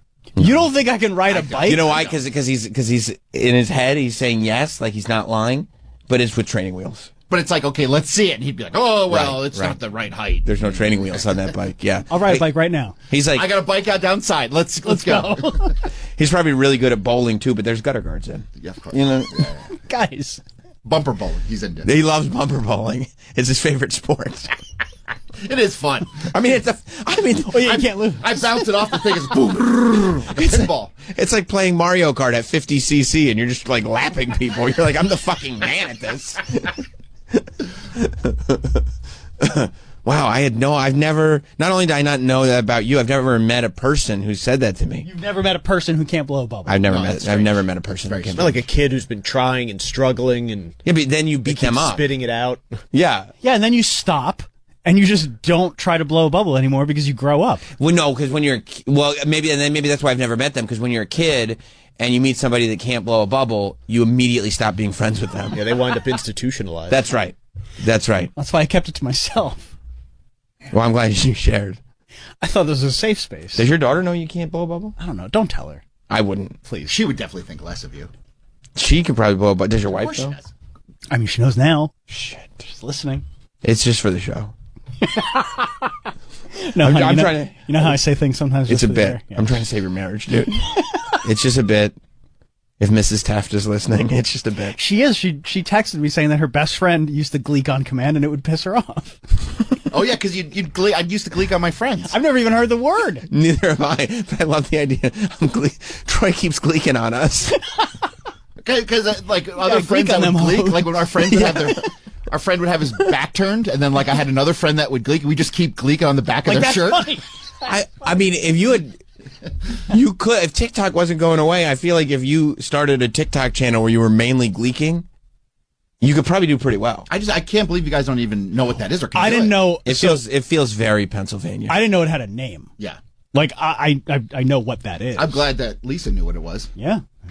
So it's not just a Pennsylvania thing; it's a Canadian thing as well. Has she said anything about the bubblegum situation? She's probably too embarrassed. Does that worry you? That the fact that she's not even addressing it? It's not even left on red. She's gonna pretend she never heard it. I was in the bathroom when I didn't, no, I it didn't cut hear the out. whole Yeah, story. You can get home today. Hey, did you listen to the show, honey? And she's like, yeah, good show, good show. She won't want to talk about it at all. Which I guess I get it. I don't know. I thought it was a normal thing. Just some people can't blow bubbles. She's probably driving your daughter to school, just hitting the radio. Turn it off! Don't let her hear this! I mean, nobody's calling in to defend me, so. They're, like, honestly, they're probably getting into car accidents, so confused. They're aghast by this. They're like, what? All right. What's the next food? John in Philly? Yeah. Yeah. What's up, bud? Hey, how are you? Good, man. I got a great contest idea. Okay. Bring in Travis's daughter, and while she's trying to eat 25 chicken wings, can Travis blow a bubble in that time? Whoever completes the mission first wins. She would win. Wouldn't that have been great if while Troy was in here trying to eat 25 chicken tenders, that Travis the whole time was also just attempting to blow a bubble? One the entire bubble. 3 hours? One bubble. You can beat Troy with one bubble. Loser leaves town. I can't. There's just chewed up pieces of gum all around all you over the floor. that you've accidentally spit out. Go ahead. I got an idea. Yeah. I got some gum right here. Let's figure it out. That's like tiny gum. Wait. Yeah, you can put 2 pieces in. It's a little hard. It's I been in can't here for a blow. while. We'll right. do it another day. How many pieces do you have? How many do you want? I got 1, 2, Because there needs 3, to be 4, 5, 6. There needs to be a control. Take all of them. Okay, because we need to prove that you can blow a bubble with the gum. Me. You, Yeah, me, you blow- whoever you want to do you it. blow a bubble. You want to do it? I'll trip. Okay. Yeah. You need to prove the control. Oh man, this gum is old. Right. That gum is blowable. Right. Right. Blowable. That's the technical term. Yeah. Yeah, because I don't need you giving me any like trick gum. Okay. That like. Like the Pee Wee Herman gum? Yes, exactly. Spearmint or fruit? I'll put 2 pieces in. Yeah. Now don't forget the YouTube video says you got to chew it till it has no flavor. Don't worry about the YouTube video. Don't worry, I'll lose flavor real quick. Just go through the room. Just a man of rules. Yeah. He's chewing it. I can't believe that Travis can't chew. I can't either. I can chew gum. No, you can't, because part of chewing gum is blowing a bubble. No, it's not. That's just an accessory. You're a purist? Yeah, that's a gum accessory. The actual act of chewing gum, I can do that. Oh. All right, hang on. Let's see. Okay. Imagine he spits it out. Oh, boy. No, No. I see it. I see it forming. I see it forming. I see it forming. It's not there yet, but I see it forming. I mean, you have to really chew it in. Sure, sure. And that's technically this is orbit. This is the This isn't good. It's not bubble gum. No. It's chewing gum. No, so let's get some bubble gum. Okay. But we're just seeing is it gonna blow your mind if Troy can blow a bubble with chewing gum? I mean, I already think he's cool, but I'll think he's really cool. All right. Let's see. Yeah, this is bad bubble. Yeah, if I'm chewing. gonna do it, we need to get some like beginner's gum, like bubble tape. Should I run down, grab some? Yeah. Okay. Yeah, you should. Does anybody still sell bubble tape? Yeah. It's I think taken over by Bubble Yum or something like that. It's still bubble tape, but now it's Bubble Yum. Is it still 6 feet, or did inflation get that too? It's 5'2". Damn. Yeah. Double the price for 5'2" of gum.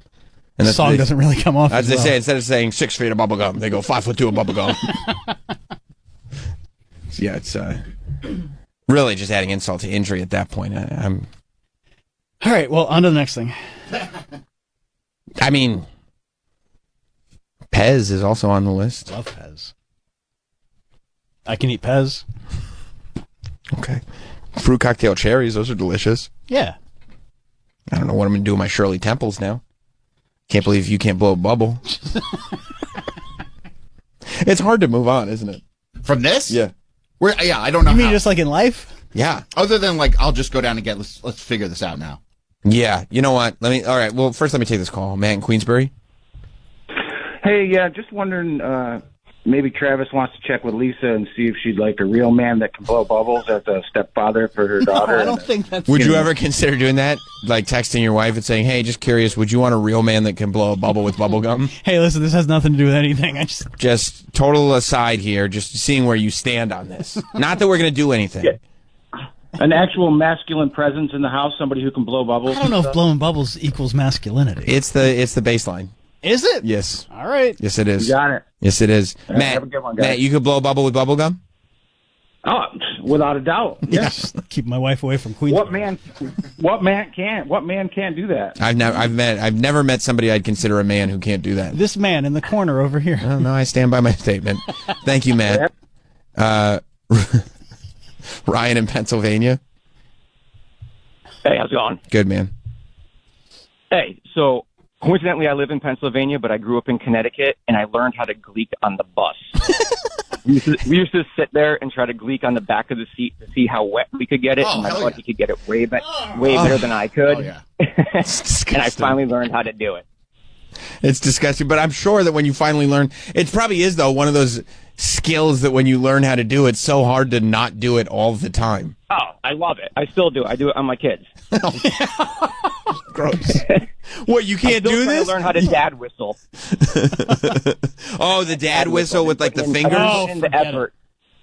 Yeah, my wife came downstairs one day, and I'm like sitting there blowing into the wind and making all this weird shit, watching YouTube videos, and she's like, what the fuck are you doing? I'm like, I'm trying to learn how to dad whistle. There is something like, it almost feels like a level of masculinity that was from a time gone by, like those dad whistles that you were like 2 blocks away, and you could hear your dad whistling from all the way back home, and you were like, oh shit, I gotta go home. Yeah, every now and then I'll get one, and I'm like, how did I do that? And I have no friggin' idea how I did. You can't repeat it. That's the thing about science. It has to be repeatable. Yeah. Yeah. Well, have a good one, fellas. Thank you, Ryan. Let me ask you this. Go ahead. If I could dad whistle but couldn't blow a bubble, would I be cool? No, because you wouldn't get credit for the dad whistle. Why would I get... Because it'd be like if you're like, no, I'm real good in the second round. Well, you have to pass the first round to get there. Yeah, but wouldn't it be more like, oh, this guy can hit home runs, he just can't hit base hits? No. Oh, shit. No. Because you can't dad whistle. I mean, dad whistling is much harder. You can't dad whistle. Yeah, but if I learned But imagine if you can't dad whistle or blow bubbles with gum. I can't. I don't have to imagine. I can't. I don't even know, honestly, how you physically inseminated your wife. Well, it doesn't and not to say involve chewing bubble gum. No, I'm just saying, like, I wouldn't think that, I just feel like the juices in your body wouldn't allow it. You know what I mean? No, I don't. You know what I mean, right, Troy? I do, but I don't want to be mean. I'm not going to. You understand what I'm saying? I hear what you're saying. Okay. I'm trying not to be mean. This was a safe space. Okay. No, I'm just saying, I'm saying what I think. I'm speaking my truth. Yeah, no, okay. That's fair. That's okay. Fair. Yeah. Like, I'm sure there are things about me that you question as well, but this is a biggie. All right, what's the next food? I think it's Luke in Kentucky. What's up, Luke? Hey, Sam. How's it going? I mean, weird. Really weird. Yeah. I just have a question for Travis, like a quick rundown of what I've learned about Travis over the years, listening to the various shows. Name like that? Because I'm falling asleep in bed. Lisa has to fight for him in IKEA parking lots. Forgot about that story. That was her battle. Yeah, and to be fair, the fight probably didn't have to happen. Yeah, but then he's scared of bees. Yeah. Bees he can't blow a bubble. No. He can't whistle. No. These are things you're learning today, not over the years. Listen, I've got to say... bees are scary. I've got to say, I'm also afraid of bees. I would have said before, that was probably his wife's fight to fight. But when you combine those two aspects with can't blow a bubble, it looks bad. Yeah. It looks really bad. And I'm sure without being able to blow a bubble, his mouth game is just terrible. Travis, so, what's that? Go back to your point. How's that mouth game, bro? I thought it was good. Okay. He said he thinks it's good. I'm sure, and I think I'm handsome, but that doesn't make it true. Wow. So. Kyle. Wow. Luke, whatever. Thank you, Luke. Same thing. I mean, have a good one. Travis, does it bother you at all that people could start questioning your mouth game? Yeah. Because I thought if somebody had asked me before, how's Travis's mouth game? I'd say this. I have no frame of reference. I do not know for sure. My assumption, strong. That's what I would have said. I hope McClure doesn't ask. Reviews are coming up. He said. We were negotiating, and he was like, we need a producer with strong mouth game. It's too bad we still don't have that pelvis we used to carry around. Oh, we could have found out about the mouth We could have put together, mouth game boot camp for Travis. Chews some gum, blows a bubble, he gleeks, and then he has to perform orally on the rubber hips. I mean, it's now we're just getting into your fantasies. It's training camp. It's definitely not a reach at all. And also, maybe if he learns how to blow a bubble, we could see the before and after on the pelvis. Yeah, that seems definitely like... Trying to turn him into a monster of the mouth game. Right, because that's what we need. Chris in Texas. Hey, guys. What's up, Chris? First, want to say love this iteration of the show of guys my age, except for Travis. He's a little older. Do you hate that? Do you hate that this bubblegum bit allowed Troy to steal your insult? Yeah, come up with your own. That's kind of fucked up. Yeah. We all know you're the old guy. Well, I don't know. He could blow a bubble. It really. Had more time. Did you think for a second that when you made that declaration to us that it would so dramatically change your status? I didn't think he was going to get one over on me. No, but he did. Wow. Yeah. Wow. He's the man. He's the man now, dog. Yeah. Talking about you, Troy. Oh, thanks, guys. Congrats. Go ahead, Chris. All right. So, when I was like 19, I got in a fight and got hit with a PVC pipe. And that'll happen, you know? I don't know, but it shattered my ocular. Oof. And I was at work, and the next day, my eye was swelled up. I literally held my nose, and I leaked. Oh. Just shot all over the window. So you spit out of your eye socket. Yeah. I mean, the most. But probably an accomplishment for you. Oh, yeah. It felt amazing. Yeah. I've never had a better orgasm than that. And then people were like, what happened to your eye? And you were like, I got to fight. And somebody hit me with a PVC pipe. Like, that's actually pretty badass. Yeah. Yeah. I guess. Thank you, Chris. I wouldn't mind breaking my orbital bone, because then I'd walk around in one of those masks like the Undertaker wore in 1994. And I feel like people would think No, Jess, it's cool. Just wait. It's actually quite cool. This is actually good news. Patrick in Texas. Hey guys, I can't gleek either. I've tried my whole life. I don't know what my problem is, but I'm sorry. I can blow a bubble all day long, but the one thing I can't do is that stupid arm fart thing where you put your hand in your armpit. I tried that. I still can't do it. I can't do it. I have no idea why. I can't do it. I think I could, and I have, but I'm no professional. It's not something that I would. What's the phrase about the hat? Put my hat on. What? Hang your hat on? Hang my hat on. Yeah, I wouldn't hang my hat on that. That's like... Thank you, Patrick. And so I'll tell you what. I was blowing a bubble. Yeah, blowing a bubble is a lot easier. No, it takes a lot more skill. I ask you this then. Do you have admiration for all of us in the room? Yeah. I think you're all really cool. You could do something I can't. Right. We all have skills. Everybody has a different... Everybody needs to remember this. Everybody has a different skill set. Yeah. Yeah, but blowing a bubble is the base. I could do an arm fart. I mean, that's like, being a child. I mean, you just... Yeah. So is doing an arm fart. Yeah, but blowing a bubble, it's like he's 4. Of course he can't blow a bubble. But like if it's like a 6-year-old, well, he's 6. He can't blow a bubble. He's 6 though. What do you mean he can't blow a bubble? Yeah, should we hold him back? Yeah, this is not good. He's writing his letters backwards, and I wasn't going to say anything. Okay, I'll tell you. Can't blow a bubble. I'll tell you one more thing. Please do. We won't tease you. Let me brace myself. That's about to come. All right, so this isn't that bad. I used to only wear Velcro shoes when I was really young. Okay. And I almost got held back in kindergarten because I couldn't tie my shoes. And tying shoes was... Why are you taking your headphones off? And tying shoes is something that you had to learn how to do to pass kindergarten. But you're over there going, I don't need to learn this. Yeah, I don't need to. I wear Velcro shoes. Don't you understand? I'm committed to Velcro. This is a NASA-level technology. I'm committed. I'll be wearing Velcro throughout my adult life. Why do I have to dumb myself down for this? Yeah, I don't need to learn this. But I clearly remember... I almost got held back. I mean, do you know what that's like for your parents to have to sit there and be like, no, this isn't like I had to learn how to tie my shoes real fucking fast. Yeah. Because learning how to tie your shoes is a casual process. Yeah. Oh, you'll get it. Oh, the loop. No, I'll help you with this one. Maybe you try the next one. You got 30. I mean, this is like a movie. This is like a 90s movie. You have 30 days to learn how to tie your shoes or you're getting held back. Yes. That's some real Billy Madison stuff. I mean, Velcro shoes were the tits. Velcro shoes were, and some might say still are the tits. And it's so much easier. I mean, it's. Plus, you can crisscross them if you're cool. You can do whatever you want at a point. You get so comfortable with that Velcro technology, you could really take it in just about any direction. But with all the time you spent not learning how to tie your shoes, you would think you just learn how to blow a bubble with a gum. No, I was doing other stuff. I don't remember what, but not blowing bubbles. That's for sure. Vinny in New York. What's up, boys? What's up, dude? Long time listener, first time caller.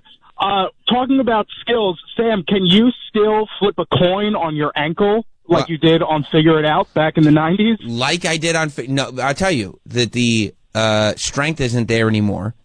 Like I won't have the height or the distance. Like the distance that I had back then was insane. I'll never forget. I went to that TV set and they brought out a mini football field that they had done because they thought that'd be a cute bit. I sent the quarter way past that little football field. It was like a welcome mat. I remember. Said, goodbye. Now, no, I don't have that kind of strength, but I still, Okay. I mean, my ankle, I'm doing it right now. It still has the double jointed thing and I could still move a quarter, but I'm retired from the game. Okay, that's fair. You got to go out on top. That's right. Yep. All right. Have a good one, boys. Thanks, buddy. Let's go to Nolan in North Dakota. What's up, Nolan? Hey, boys. Hey, man. I think that Travis just needs a little practice with the gum. So if Troy got the gum, made a few bubbles with it, then gave that gum that's already warmed up to Travis, I think he could blow a bubble. Not a bad idea. You think that would make it a little easier for you, Travis? No, and that way we know the gum is in the perfect shape for blowing a bubble because we just saw that exact piece. And I'll baby bird it to you. No. Oh, so that way you don't. Okay. You have to add on. No, if you're getting grossed out because you don't want to have to touch it, he's saying you won't have to. You won't have to touch it. It's like a baseball glove. You break it in a little bit. That's right. A little neat foot oil. It's just for the first time. No. No. Oh, okay. All right. I actually. What's the next food? Prefer that. I thought you'd make it easier. True Moo strawberry whole milk. Let's go to Libby in Oregon. What's up, Libby? Hi, guys. Hey. It's my first time calling into the new show. Good job, Sam. Thanks, Libby. I know. Hey, listen, I have a question. Travis. Yeah. Can you fold your tongue? There are people that can and can't, and it's hereditary. You can? Yeah. So you should be able to blow a bubble. I think like that? Like No. No, roll it like a taco. Like you fold it like a taco. Yeah, you're right. What do you mean? I can't do it. So there's a way to do it where Can you do it? No, I can't, but my wife can do it. I can do it, but my husband can't. Right. Where like the front of your tongue, you like the middle of the front goes down and then the sides come up. No, he can't do it. He can't do it. You could either we've solved the answer, boys. Why? No, it's not. All of us. He doesn't have strong tongue muscles. I failed linguistics in college because I couldn't use my tongue properly, and not like that. But you think he has a anyway? Do you think he's a weak-tongued man? I think he's a weak-tongued man. No, that's terrible. No. That's one of the worst things you could be. I drink drinks with straws all the time. That's sucking, not tonguing. Yeah, That's sucking. No, Travis is always good for a suck. Yeah, you're good. You're good on the suck.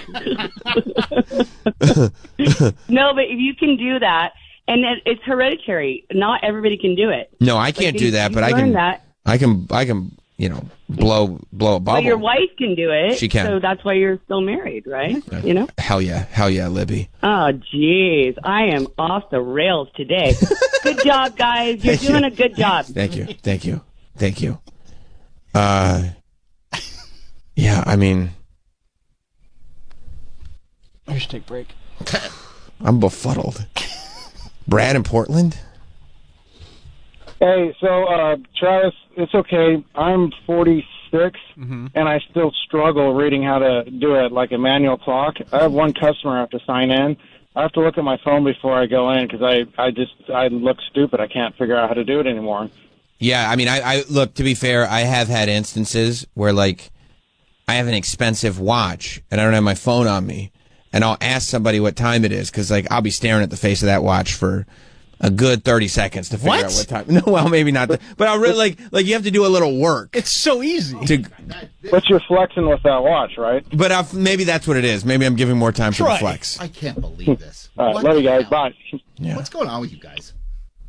Yeah, telling time is like this. These are basic things Troy, you learn as a kid. You can't read or spell. You're illiterate. Okay, but you Troy, can't read a clock. Fine. Yeah, you can't read a clock? I can read a clock. It just takes a second. If that 9 wasn't there, you wouldn't know that that's where the 9 belongs? No, because they don't mix that up on different clocks? No, it's the same, okay, so I same spot all the time. All right, well, now that I know that, it's going to get a lot easier.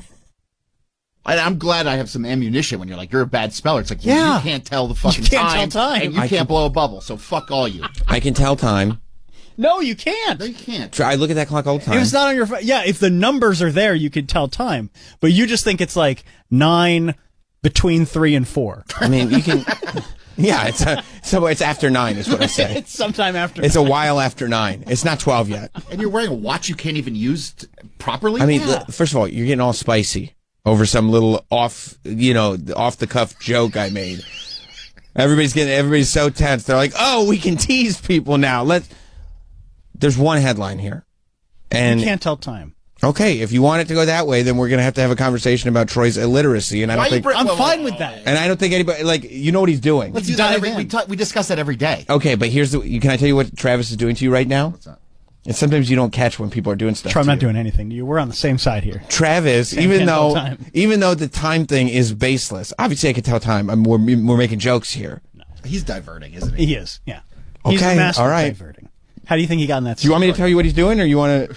You're the master diverter. Okay, you're right. He's also a master manipulator, Troy. So watch out, because he's about to go right in. Yeah, well, yeah. Who do you think? Do you think you're being manipulated right now? I think you're diverting. Okay, you don't think Travis is manipulating you? Well, he's just he can't blow bubbles. I mean, what is that? That just says everything. And I bet you any amount of money he can't ride a bike. I got a bike downstairs. Let's go. How much money would you bet? Oh, I would take you for everything you How much money would you bet? I'll bet $10. 10? You said any amount. That I can't ride a bike? You can't ride a bike. Would you put $100 on it? Okay. Would you put 50? No. 30? I'll bet $10. 20? See what I got in my wallet. I'll bet whatever I have in my wallet. Okay, let's see what you got in your wallet. We're doing bike check. 10. Travis, he didn't realize you were manipulating him. 12. That's $12. That's an easy 12 for me. Can't ride a bike. You gonna take the $12 bet? Yes, of course. All right, bet's on the table. Can't ride a bike? We'll figure out when we're gonna do it. We got to do the bubblegum thing first, but at some point. By the way, I can blow bubbles with just bubble stuff. What? You know, like a wand? Yeah. That's not remotely the same thing. That's a soft blow. It doesn't require the tongue at all. I'm a sensual guy. I forgot about that. Can't ride a bike. Just give me that 12 now. 12 to you? Save ourselves the trouble. David in Oregon. Good morning. Good morning.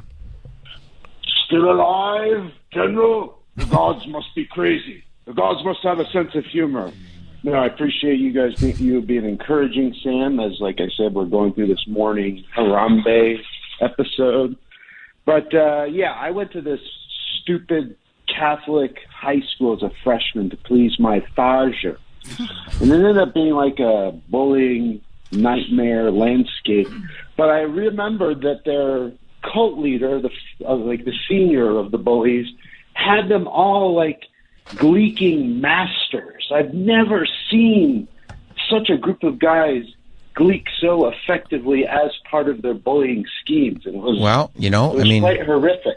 I'm sure it was, David. Thank you. Although for the people in that group, that's probably a skill that they took with them forever. Puma. Oh, never mind. Go ahead. I was going to say, you know what else I could never do, but I really wish I could have? What? You remember in the 90s, like it was cool if you could snap your. Yeah, I can't do that. Yeah, I can't do that. Yeah, I don't know if I can do that. You learned that with chewing tobacco. Oh, yeah, I can't make that I don't know how you make that noise. Oh, that's Ali G. Wagwan. Yeah. Big up yourself. There was one kid in high school. Big up myself. Who could just do it all day, every day, as loud as you could imagine. Oh, yeah. He got all the chicks? No, he got no chicks. Oh, okay. Not cool. There used to be kids in our high school that would carry dip with them. And in class, they'd be like, boom, boom, boom, just to show that they got dip. And they'd be like, what's that? And they'd put the dip away. Nothing. Puma in Chicago? Morning, boys. Morning. I'm in Chicago. I can gleek.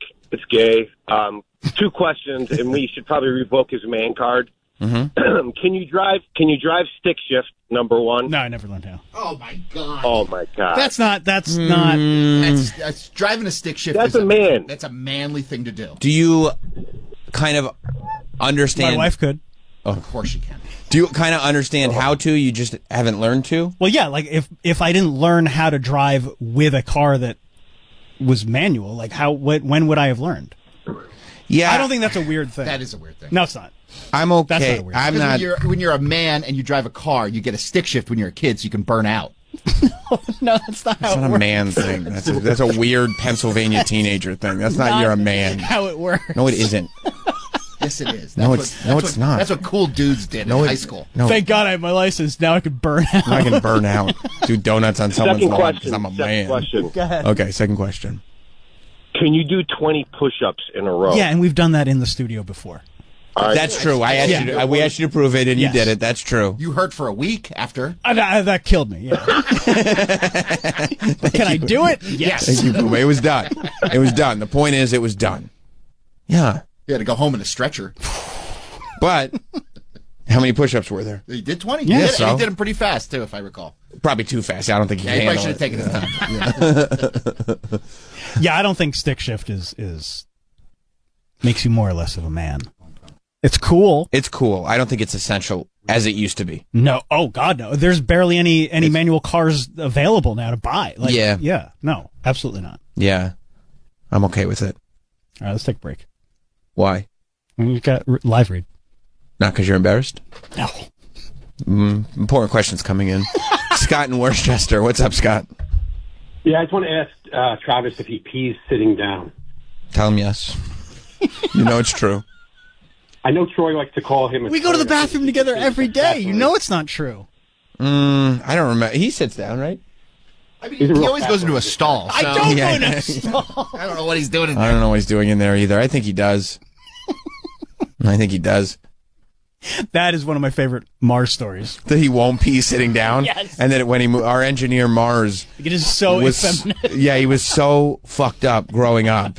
And the machismo is running through him so strong that he will not pee sitting down, to the extent that if he sits down for a bowel movement, he'll hold his pee, finish his bowel movement, and then stand up and use the urinal. Or pee first. Or he'll pee first just to make sure. But I mean, even So I if guess you- at home, he stands up, pees, and then sits down.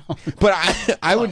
He probably then has to do it again. Yeah. Because even if you pee first, a little's coming out the front. It's an amazing act of physical control. It's incredible. It's like getting incredible. Both feet down in the back of the end zone. Yeah, I've never.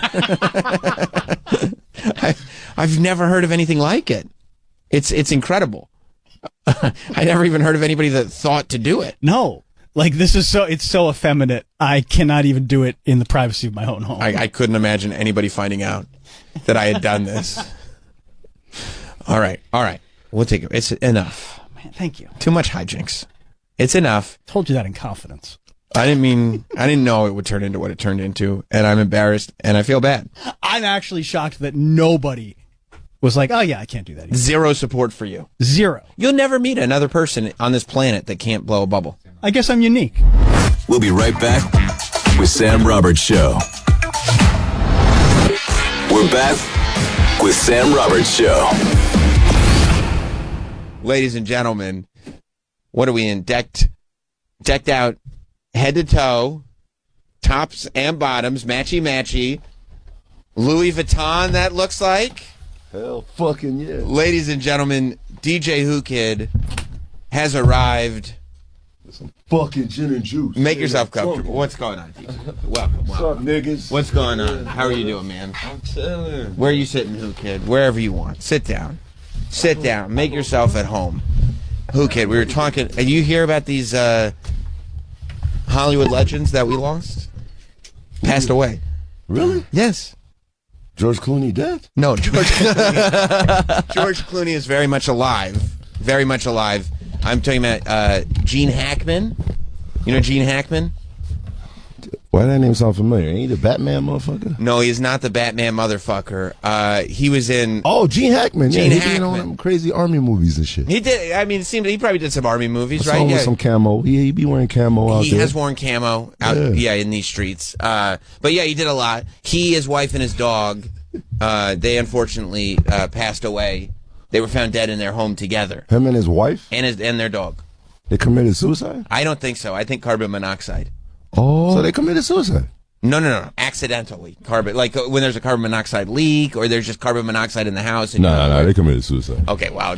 I don't think so, but that's your theory. And then Michelle Trachtenberg. This is who we were talking about. 39 years old. Taken too soon. Michelle Trachtenberg. I'm 54. I don't know why I ain't dead yet. No, I was actually just thinking that myself. Yeah, I'm about to fucking die. Yeah, Harriet the Spy. What? Yeah, Harriet the Spy. Yo, white people are dying in fucking groves. It's a tough time for us. What happened, man? Well, she had a liver transplant like not too long ago. I guess she was sick or whatever.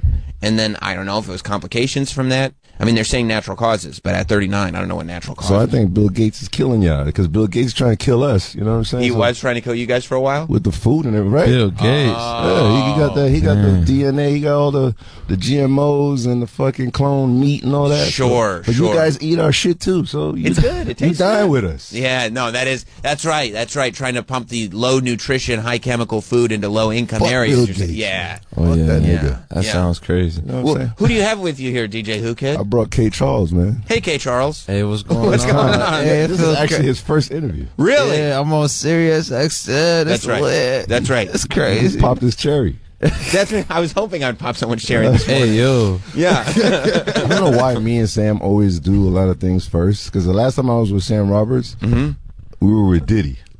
Okay, that wasn't the last time. That was not the last time. Last time I remember. Okay. There was one instance we're doing everything we can to scrap the photo from the internet entirely. There was That's a wild night. Yeah, no, there was a red velvet cake involved. It was I almost dropped it on him, and then Sam was laughing. Yes. Because, he's allegedly, he unalives people. Are you talking about P. Diddy? Yeah, so unalives.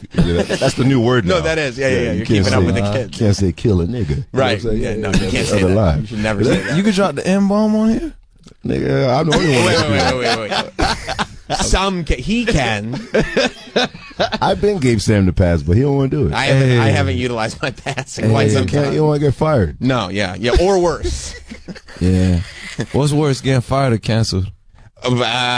Diddy. Probably Diddy is the answer. Yeah. Well, the last time we were with Diddy, before we get into K. Charles, yes, that was a wild interview. It was. It was. Very... So you want to know why we interviewed Diddy together? I will expose you. This Who guy's Kid. a snitch, man. So Who Kid came to me because Who Kid's he's always. I mean, K. Charles, you know this. He's always got a scam. He's got a scam. Always got a scam. And he goes, Sam. He goes, Diddy's coming up here. And this was before. I've never been to a Diddy party. You probably knew because you've been to Diddy parties. No, you probably knew everything that was happening. No, I've done events, but I don't go to his house. Like everything bad happened at the crib. And you were never at the house? Never, ever. So when the videos come out, you're gonna see me in there. Lucky you, because they're putting the Epstein list out today. The Diddy list is next. Definitely. I would have my dick out if I was there. Yeah, you would have seen my dick. That's right. You want to see it too, you faggot. You make that's we don't. That's you make terrible choices.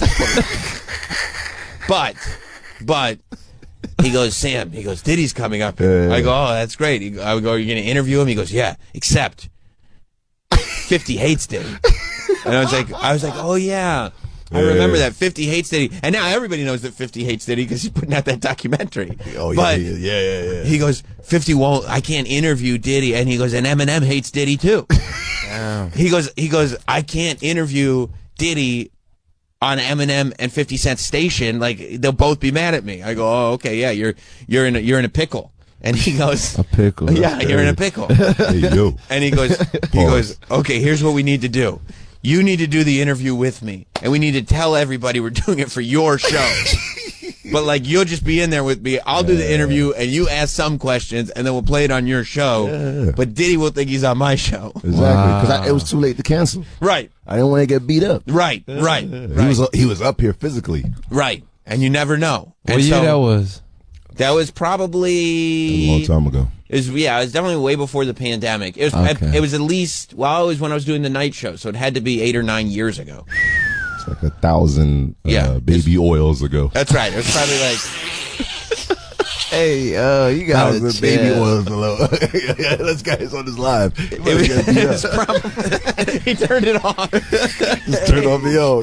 Hey, Charles had relax. He turned his Instagram live on when he walked in, and he was like, "Oh, all right, we didn't give the people enough." Who sees it, baby? Who season? Everybody dying where we at too. A lot of rappers are dying too, right? Didn't the rapper just die? Which rapper died? I don't know. Which rapper passed away? I try to stay out that. Yeah. Who's dead? I mean, I honestly don't care. So you don't care. Lord. You don't care. You're a selfish person. You gotta do research. Yeah. Great guy. Great guy. Yeah. Did he? 2015. It'll be 10 years ago in November. Oh my God. Wow. I had hair. For real? I had hair when we interviewed Diddy. Yes. Comb over or? No. It was still standing strong 10 years ago. It was still standing strong. He looked like he was mixed. Like he looked like he had a black father. That is true. He cut it off, right? That is true. I'm dead ass. I wish I was. He had like curls. I don't know why. That's true. Aren't you white? That's true. Who knows? You can't say this on regular Who's radio. To say? No. I can't say it on satellite radio. But I'm still in the era of us back in the days with the homies. Right. That's right. I don't know if you can say their name, but yeah. that's. So you're the last man standing. You're the last white man. I suppose so. You should write a book, The Last White Man. The Last White Man, like The Last of the Mohicans? The last white man on Sirius XM. That's right. You should put that book out. That's right. You think people would be into it? Sam, I remember I used to do your show. I used to be on there for 5 minutes, right? Right, doing like the after show and stuff Literally like that. 5 minutes. Oh, we got to get off. I was like, hey, what's up, Sam? Well, we're off. Now you're like Dolo. You're like fucking running the shit yourself. That's right. You got notes and shit. It's just survival. I love these guys. It's just survival. Well, what have you been up to, Kid? I mean, I see you're everywhere. You have designer clothing that matches everywhere you go. Louis Vuitton kind of hooks me up. Are you being outfitted by them? I do a lot of their events and stuff. Yeah, see, when I saw you wearing Louis Vuitton everywhere, I said, well, he got free clothes. Yeah, you know that. Shit. Fuck that, I'm over here getting kidnapped by, this guy over here. We got an EP dropping. You do? Yeah. Big EP dropping March 7th. Guess who? So it's like, it's something major that's going to come out for both of us. But you know what's going to happen now? We got to get him in Rolling Loud now. Oh, word? Yeah. Because, should we broadcast live from Rolling Loud? We're backed by Rolling Loud. Oh, really? Yeah. He does Rolling Loud every Rolling Loud. He's there. That's fantastic. So if you want to Portugal. Come, yeah, we were thinking about getting involved in Firefest too. No, I ain't fucking with that. Okay, all right. So maybe we'll do Rolling cheese Loud sandwiches and instead. shit. That was the thing on the island, right? Yeah, with the cheese sandwiches. And he's still charging $1,200 for a ticket. Yeah. Oh, man. You said 14? 1,400. Oh, that's even worse. You know what I could do with 1,400? No, we were looking at it yesterday. Get a prostitute. You probably had a couple for 1,400 in Vegas. Yeah. We were looking yesterday, and there is a price package available for $1.1 million, but you could bring 7 of your friends. Yo, please, man. They don't have any guests booked. Yeah, they don't have any performers booked. Extremely rich white people. Don't be stupid again, man. They will be. You know they will be. They gotta be stupid if they go back again. Did you see that shit? Yeah, Motherfuckers sleeping trapped on an island, you know. Yeah, they were trapped on an island. Yeah, that's something I wouldn't do, you know. I can't swim, so. Look at that. the Prometheus god of fire. Right. I don't want to go to that shit. But it sounds exciting. Doesn't it sound exciting? It's tricking all these white people, man. Never go to a place you can't pronounce the first letter. Is that in pesos? No, that's a good question because it is in Mexico. It's a good question. 1.1 million American. How much is $1 million in pesos? It might be in pesos. It might be, I don't know. I think $1 million in pesos is like $17. I think. It's, you know. Oh, let's go. Yeah, it's very, very affordable. You tapped into Miami though. You be knowing about Miami artists? And Yes, stuff I like- do. Yes, Name three. What? I didn't realize there was going to be follow-up questions. Oh, my bad. I didn't know. I can't ask those on No follow-ups. Okay, for sure. Okay, I mean, he do be in Miami. The back of his head is tanned. Not his face. Man. Hey, y'all boys, y'all talk like brothers. We've been doing this shit for a long time. That's right. Actually, the last time we were actually together, I think, was in Tampa. Oh, yeah. I brought the Lambo to the fucking Yes, show. I did a live wrestling podcast. That was my first time. You was wrestling? No, I do a pro No, I was. wrestling. I just came from getting beat He up. wrestled. Oh, you was wrestling? He got put through a door. Wow. Travis, did you know DJ Hookah got put through a door at an independent wrestling show? Fucking TNA. So, yeah, we did a wrestling podcast at a comedy club. DJ Hookah, of course, pulled up in a Lamborghini outside the club. I like how white people say that. We say Lambo. They said Lamborghini. All right, go ahead. And then I got one of the old timers on stage to give Hookah advice on how to break into the wrestling business. Yeah. Did you think the advice was? It was Gerald Briscoe. Did you think That's right. It was valuable advice? Yeah. I mean, I didn't take it, but yeah.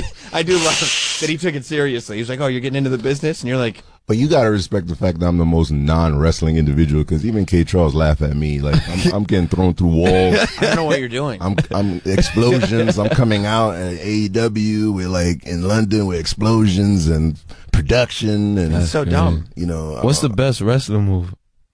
Probably the DDT. You like the DDT? I said RKO. RKO. What's that? RKO. Out of You never nowhere? heard of the RKO? Come on. In Florida, we always talk about the RKO. The RKO. look at Sam. Yeah, we were Oh out yeah, there. that's me with the Lamborghini. I got to show this to my kid because he watches YouTube now, so he talks about Lambos all the time. That's fire, yo. Yeah. That's an ill photo, man. That's a nice backpack. Well, that's my backpack. LV backpack. Yeah. Culture Yeah. vulture. By the way, no, because all this designer stuff, you're the culture vulture, okay? Yeah, I know, yeah, this I know. designer Yeah. stuff was not. It wasn't in part of hip hop culture. Okay, this is like Italian designers, high fashion. You start wearing this, you're the culture vulture. Fashion is so 360 now. It really is. And you're talking about all these people dying. They all they died said- with fly gear on. All these Why? white people. Why? That's true. That's the true. the comments is like in Arabic. Nigga, we worldwide. Nigga. We're worldwide. Oh. that's right. That's Thailand. That's right. Oh, that's Thai. Thailand? That's right. They're like, I didn't realize you speak Thai. That's pretty that impressive. means why are you with that white guy? Sorika. Is that what they're asking? Oh, okay. Did you hear, by the way, we were talking about, people in jail and stuff. I was watching the local news because it applies to New York. You said J-Lo? I did not say J-Lo. You said jail or J-Lo? Jail. Okay. They sound the same. She sucks, by the way. J-Lo? Was she going to end up in jail because of the Diddy stuff? Probably. That's why she got that $20 million from them Saudis and that stupid ass show. Wow. You're not a J-Lo fan. I'm a fan. I'm cool, but she sucks. She just can't sing. Okay. Did you see that shit? But you're hitting me with conflicting statements right now. Yeah. You said I'm a fan. I'm not She's gonna- cool, Yeah. but she sucks. She can't You like sing. J-Lo? You a young kid? I like that movie she did. What? When she had, when she was that fighter. Oh, yeah, the revenge movie? Yeah. She had I to like learn to that fight to movie. get revenge. That's a good movie. Yeah. What's that? Get Out? I was not in the movie Get Out. That was a different film. yo, is that funny, That was a Well, she sucks, but the only reason I'm giving her like the Jordan double Peele film. Was Get Out. Different movie. The only reason I'm giving her the double effect is Yeah. she saved my life from Ja Rule. Jennifer Lopez saved your life from Ja Rule. Swear to God. How did that happen? She does this annual Bronx show. You know, in the Bronx. She's from the BX, supposedly. Okay, you know. well, because I saw her. Jenny from the block. I you know? saw her talking about, like, her order at a bodega. And I've never heard this order before. It was like a ham and cheese sandwich and like an orange juice. How And she about was when like, she- if you know, you know. I was like, what are you talking about? How about when she went to the crib, like her old, supposedly her original house, and then nobody knew her. Nobody in the neighborhood knew who She she didn't even know was. her name. She was like, "Help, J-Lo." And the guy was like, "Hey, wait, get out of here!" Some Spanish dude was telling her to get the fuck out of here. Yeah, there's conflicting background stories with her. So how did she save your life? First of all, how was your life in danger from Ja Rule? And then how Well, T.I. invited me and J-Lo to come to the concert. Because the only reason I went is 'cause TIP? Yeah, T.I.P. Wow. Tip. Yeah, pause. Hey, yo. Hey, yo, yeah. a lot of gay stuff going on here. Sure. Yeah, it's okay to be gay. We're all gay. Anyway. Absolutely. So, yeah, Tip, right? Yes. He invited me to the show, but he came and picked me up in a golf cart because I parked outside. Oh, So that's I great. met him. So he said, yo, partner. Right. Cuz, whatever. Was he using like large vocabulary words? Yeah, like tuberculosis. I'm saying all kinds of big words, Sure. like superlative, whatever. Yeah. Yeah. So he picked me up, but he didn't tell me that every 50 Cent enemy was inside the VIP. every Ja Rule, Irv Gotti, Fat Joe, like everybody. This like, is actually the 50 Cent Enemy Festival. I don't know yeah, if you but knew. because they all fuck with J-Lo. J-Lo did songs with every 50 Cent enemy. Yeah. Of course, she was like her and Ja Rule were like that was a whole. I don't know why I wasn't thinking about that. So I told T.I., yo, man. I know why. You're stupid. Yeah, I'm stupid. Yeah. I'm extremely dumb. So I'm telling him, yo, man, this shit is not over. He's like, T.I. was like, what? The beef is still going? I say, bro, it's never going to stop. Yeah. And you're bringing me into the lion's den right now. Like, Right. And I'll never forget Ja Rule looking at me, his eyes, like he was looking at me like, "Urgh." So the first person that laughed was French Montana. Sure. And that's when he was dating Khloe Kardashian. Sure. And Crazy Chloe times. was like, what? You know, French was like, what are you doing here? And then Chloe starts laughing. So then Chloe runs and tells J-Lo, I think Who Kid's about to get beat up. So she leaves her dressing room and comes all the way out and was like, don't nobody touch Who Kid. Leave Who Kid alone. I got whatever. Gate la boca. Sure. Aquí no te lo trago. Sure. Arroz con pollo. Right. Pizza arroz con pollo. Right. So I was like, it's not that serious. So T.I. was like, yo, I got my knife. I'm gonna stab everybody for you right now. It's like T.I. You don't need to. He's real. He is real. He's a real guy. He's yeah. a real guy. Yeah. So then He's got after- a whole career to worry about. He shouldn't be running around stabbing people. I like the ultimate fucking maxi pad. So Chloe grabbed my hand and took me to the front. She did. So nobody could like touch me. So you were saved by J-Lo and Khloe Kardashian. Yeah, Khloe Kardashian. She was like my BFF back in the days. She has your back. Yeah. We interviewed her mom together one time. I know. I was trying to fuck her, but You were? How'd that go? So another young nigga fucking her. Okay. You were hoping to be the. Yeah, I understand. Young niggas fucking these rich people, man. Is that what's going on? I saw Cher with a young nigga. Really? Was that at the SNL 50th? Madonna got a young nigga. Cher does? got a young nigga. Wow. It's like you go buy a young nigga now. You go to fucking Best Buy and get a they're young available. nigga. They got a young nigga package I had no idea. for fucking all these rich white fucking women, yo. Oh, that's it right there. Hanging out with Kris Jenner. You got an afro? Look, he looked like he mixed. He looked like his black father left his ass. Do I have more? You think I have more credibility in the Miami scene now? If we get those pictures out? Nah, you valid. You seem valid. I appreciate that. I appreciate that. Nah, valid. No, what I was going to bring up actually has to do with the Kardashians. Not Khloe, but Kim. Mm-hmm. So Kim Kardashian, I don't know what even that is. I I don't don't know know why what they're it's using my called. stuff. Kim Kardashian is getting sued because she does like all the crime reform stuff now, jail reform, like trying to get people out of jail. Yeah. Freedom Boys. Right. So she goes on Instagram and she's doing the right thing. Like this is when people get sued for doing the right thing. I don't know. I just think it's hilarious. She's doing the right thing. She goes on Instagram and she posts this photo and she goes, this is so-and-so. She lists his name. We got to free him. He's on death row. He shouldn't be there. We got to free this guy, right? Except the photo that she posted, it was just a dude. It wasn't a guy? Well, she Googled the name. No way. And it matched a death row inmate. So she Instagrammed this picture, except the dude was just like a doctor in Westchester. He wasn't a death row inmate. It was the wrong picture.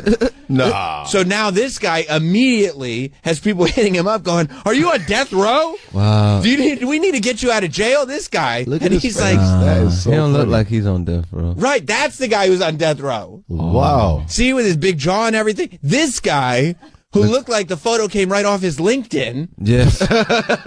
is now ended up on Kim Kardashian's Instagram page. You look like Sebastian. And it says the state's going to execute him in 2 days. And so all his friends start hitting him up going, are you getting executed? That's crazy. Is the state going to kill you? And he's like, what? And they're like, we saw it on Kim Kardashian's Instagram. Well, look at his face, though. He deserves to get electrocuted. Okay, so you're saying if it was him, he would deserve it. You'd leave him on death row. You're saying. I hate his face. Okay, well that's the problem. His face was met with so much more exposure because of Kim Kardashian's Instagram account. Now he's subject to people like you. That's crazy. Saying that you hate his face and he doesn't want that kind of attention. I'm so happy I didn't see him. He reminds me of Sebastian, the comedian, wasn't he? Sebastian Maniscalco? Yeah, he looked like a little... Why would you do that? Yeah. Like a young version. Right. Yeah. And so Kim is like, well, I deleted the picture right away. Like, it's fine. He's suing Kim Kardashian for putting him on blast like that. Think about it. And all Kim is doing is trying to get this poor guy off death row. Yeah. He looked like Sebastian. I think you might think all white people look alike. So what? Now you know how we feel. What if what if she didn't change the pictures in in the 2 days? Is he like dead? Oh, that's a good question. If everybody's trying to save this other guy from Westchester. Yeah, it's kind of like it's been 48 hours, right? yeah. First of all, he has to sue her because that's immediately 100 million impressions. Immediately.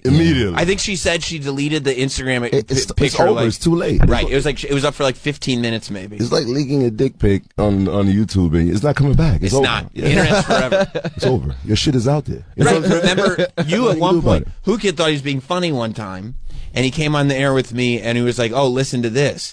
And he played his sex tape off his cell phone. I was fucking some bitch. Yeah. He had a tape of him having sex with somebody. He didn't realize that. I hate this guy. We were all quiet. I didn't know we were live, by the way. So Thanks. you put it right into the microphone. And we recorded the audio, and we put it in the intro for the show. We played it every single day. You for real? Yes, we did. It was stupid as hell, right? Yes, we did. I was like, yeah, baby. Yeah, come Y'all lit. Yeah, we wild, yeah. Yeah. Well, you're talking about a show that piss used to come out of vaginas into midgets' faces. Like, I don't know. That was the norm. I don't know anything about that. Your old show.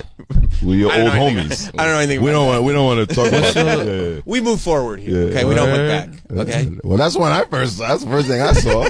I saw a fucking vagina with liquid coming out into a midget face, and the midget was happy. You know what? I think I was sick that day. Yeah, you were sick. Yeah, I was there without you. Yeah, okay. Whatever, man. Yeah, it was just you that day, I think. I don't think I was snuck in, yeah. Yeah, I think that's what it was. Yeah, I wouldn't have invited you for that. Yeah, so I don't know if this guy's going to be... Scared that lady's birds.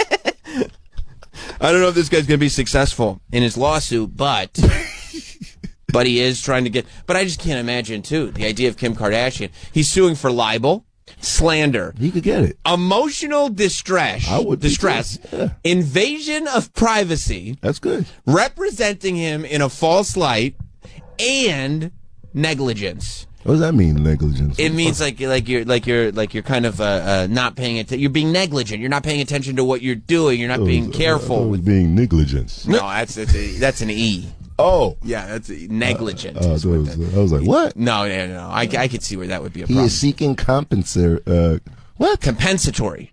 Oh, shit. Right. That's a new one. You don't read what your lawyer sends you? I don't know. He's seeking. Only thing I read is what you read pay now. Right. What's the bottom line? What's the check? All right. And punitive. He's seeking compensatory and punitive damages. All right. In an amount to be determined in court. So he won't even say until we get to court how much I'm suing you for. God damn. But he's listing all this stuff. The libel, the slander, the emotional distress, the invasion of privacy, the false light, the negligence. I'll do 20 M's. You think 20 M's is... I'll do 20 M's. And it's a Kardashian. Yeah, 20 M's, because then you can land in the middle for like 10, 15. That's really smart. I mean, you guarantee get $1 million. Yeah. If it's like a payoff. Right. Yeah. But even if you start at 20M and they're like, hey, let's settle. Yeah. You know what I mean? We don't want to go to Discovery. We don't want to go to 20 million. And you're like, we'll give you like $1 million. Okay. Nah. You want more than $1 million. Hell yeah. Where would you stop? 5, 10? 15. $15 million. I'll take $1 million. Kardashian's lawyers said they would prefer to solve this without litigation. So you know that means a settlement. Yeah. Oh, I wish he'd put my photo on. Gotta skim some money off that skim deal. You know what I'm saying? Yes, I do. I know exactly what you're saying. This is better than a GoFundMe. Yeah.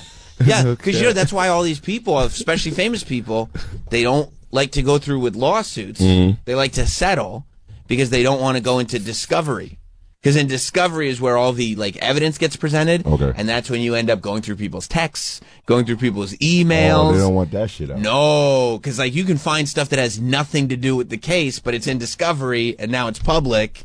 So they go, whoa! Before we get to discovery, let's figure out a number that we can land on. That's crazy. Yeah, I never knew that. Yeah. You be in Miami. How many times you see Kim Kardashian? Never. What? I never seen Kim Kardashian. That's like a unicorn. Yeah. I see her all the time. You do? Yeah. Is she wearing those Kanye t-shirts? I hope not. Better not. Hell no. You still love Kanye? He's off my list. Look now, who kid's getting scared? Yeah, I'm scared. I figured. That no, every time I hear that word, that name, I'm scared. Yeah, he scares me. To be honest, scary. He's a scary guy. He's a very powerful guy with his mouth. You know what I'm saying? Yeah. His mouth is crazy. Yeah. Isn't that crazy? Have you ever, Travis, in the amount of time that you've known almost Hookid, 20 years, have you ever heard him trying to move on to a different topic quicker? Terrifying. That's bad. Yeah. I'm not even saying the N-word or nothing. He was more comfortable talking about the Epstein list than he was talking about. Yeah, Kanye was a fucking beast, man. Yeah. He a Gemini like me, you feel me? So misunderstood sometimes. Yeah, but you ain't wearing that t-shirt. What t-shirt? I don't want to talk about it. Yeah. Oh yeah, let's don't talk about it.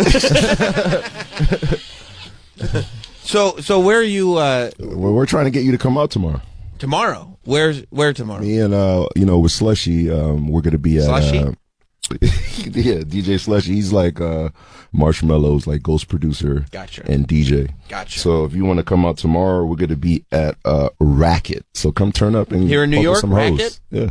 Oh, you'll have hoes there? Yeah. Oh yeah, you're married. Shit, I just met your wife too. I can't. Me do too. that. Yeah. I'm married too. Congratulations. How long have you been married? Not official, but you're with somebody that you've been yeah, together my with. girl don't play that. So I might as well. She's tuned in right now. She is. Yeah. How long have you been in your relationship? About like 4 years. Wow. Yeah, I'm in there. Well, as your career is like starting to really pop off, do you think it's going to get difficult to remain faithful? Nah. Especially, I mean, Hookid is like a terrible influence. You know what Hookid used to do?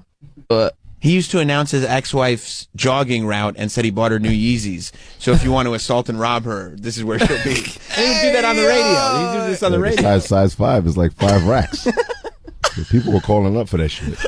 I was like, yeah, I'm joking.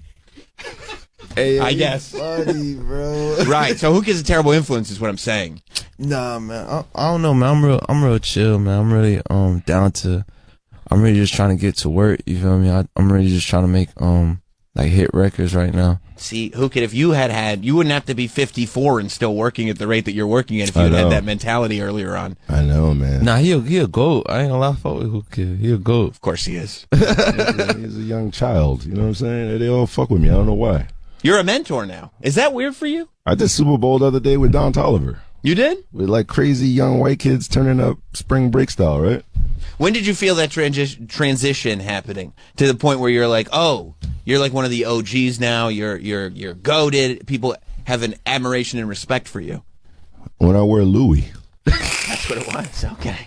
You know, they don't want to hang with old guys that look old. Imagine I came here looking crazy, right? You should bring back the oversized white T-shirt. Like wearing FUBU and shit like that. Nah, I'm good, man. Yeah. No way. That's the thing. Like, I mean, I have respect for a lot of OGs and old heads, but, you know, even your world, like, you still, I mean, would you hang with, like, those old actors? They don't, I think they're the worst dressed motherfuckers ever.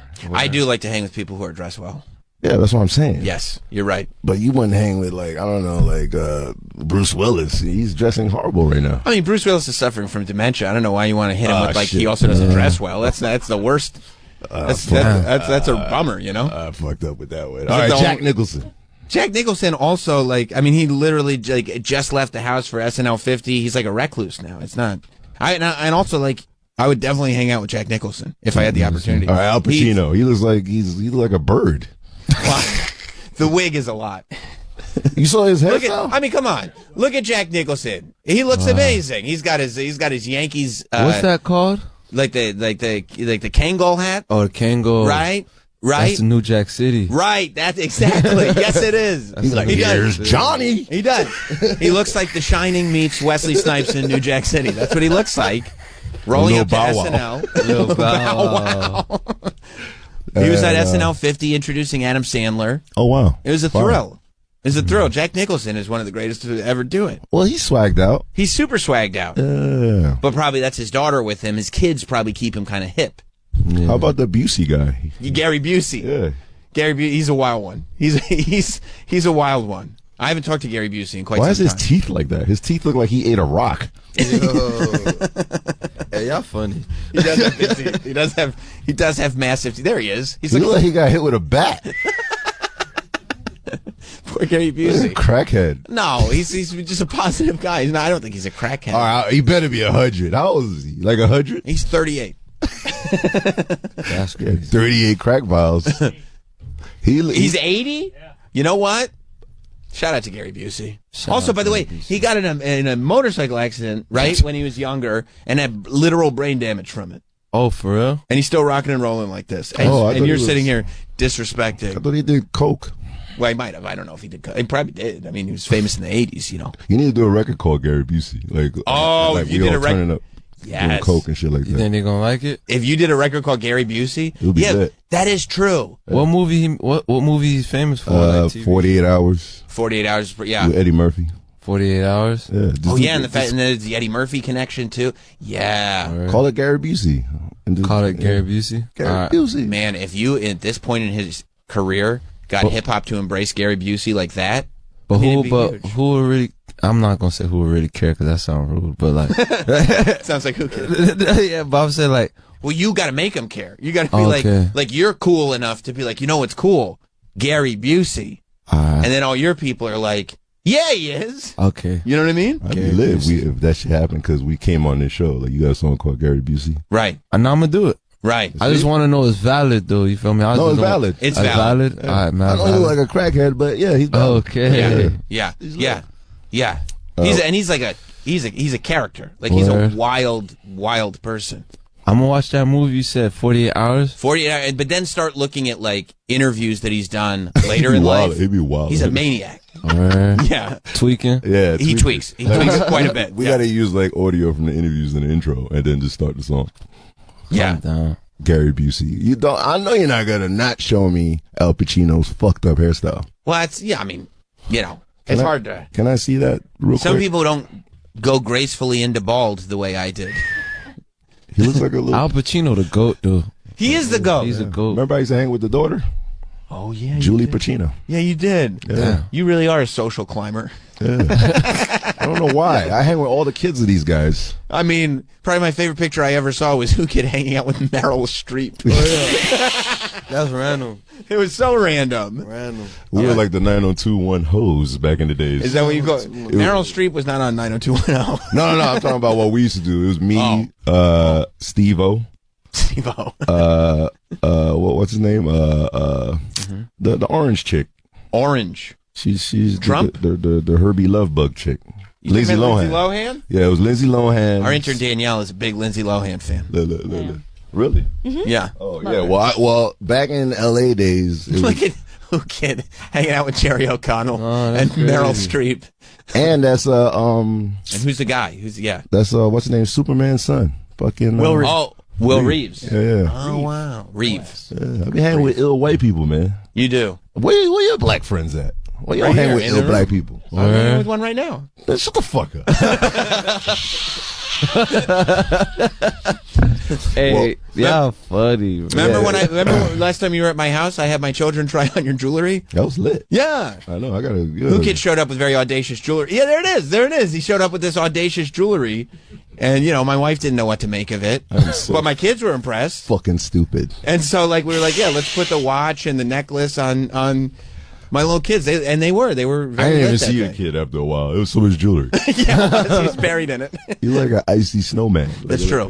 That's true. Well, yeah, I mean, the amount of money that you spend on diamonds and precious metals, that's how much it costs to raise kids. So I feel like my children are my flex. You gotta get the blue Rolex, man. I mean, what is that? I don't think Rolex makes blue watches. Yeah, they do. This has been niggerized. Oh, I see. I was wondering. I was gonna ask. That's what I was gonna ask. You know what I'm saying? Yeah. How do you make a Rolex blue? What kind of stones are those? It takes like almost 7 weeks, and then it's like a process. And are those like some kind of blue like diamond or what is it? It's definitely diamonds mixed with I don't know. It's 40,000. That's how stupid I am. I don't know. It's 40. Shout out to Peter Marco. I don't know. Rodeo Drive. Yeah. Hey, what kind of stones are those? It's 40,000. I don't know. What the fuck going on? All I know is, back then, so it was 90210 hoes. And who's the fourth person? Damn. Of the 90210 hose? Yeah, it was Steve-O, me, Lizzie Lohan, and Kimberly Stewart. And Kimberly Stewart, and you were the 90210 hose. Yeah, I actually was there when she fell off that motorcycle on MTV. Really? I was laughing my ass off. You thought that was funny? Yeah. Yeah, well, I think it's funny. I'm mad that she didn't get her leg fucked up, but yeah, it was fucking hilarious. I didn't know that you had this 90210 hose group. Yeah. It was weird. We used to protect like them because they were getting fucked up. Steve-O mostly.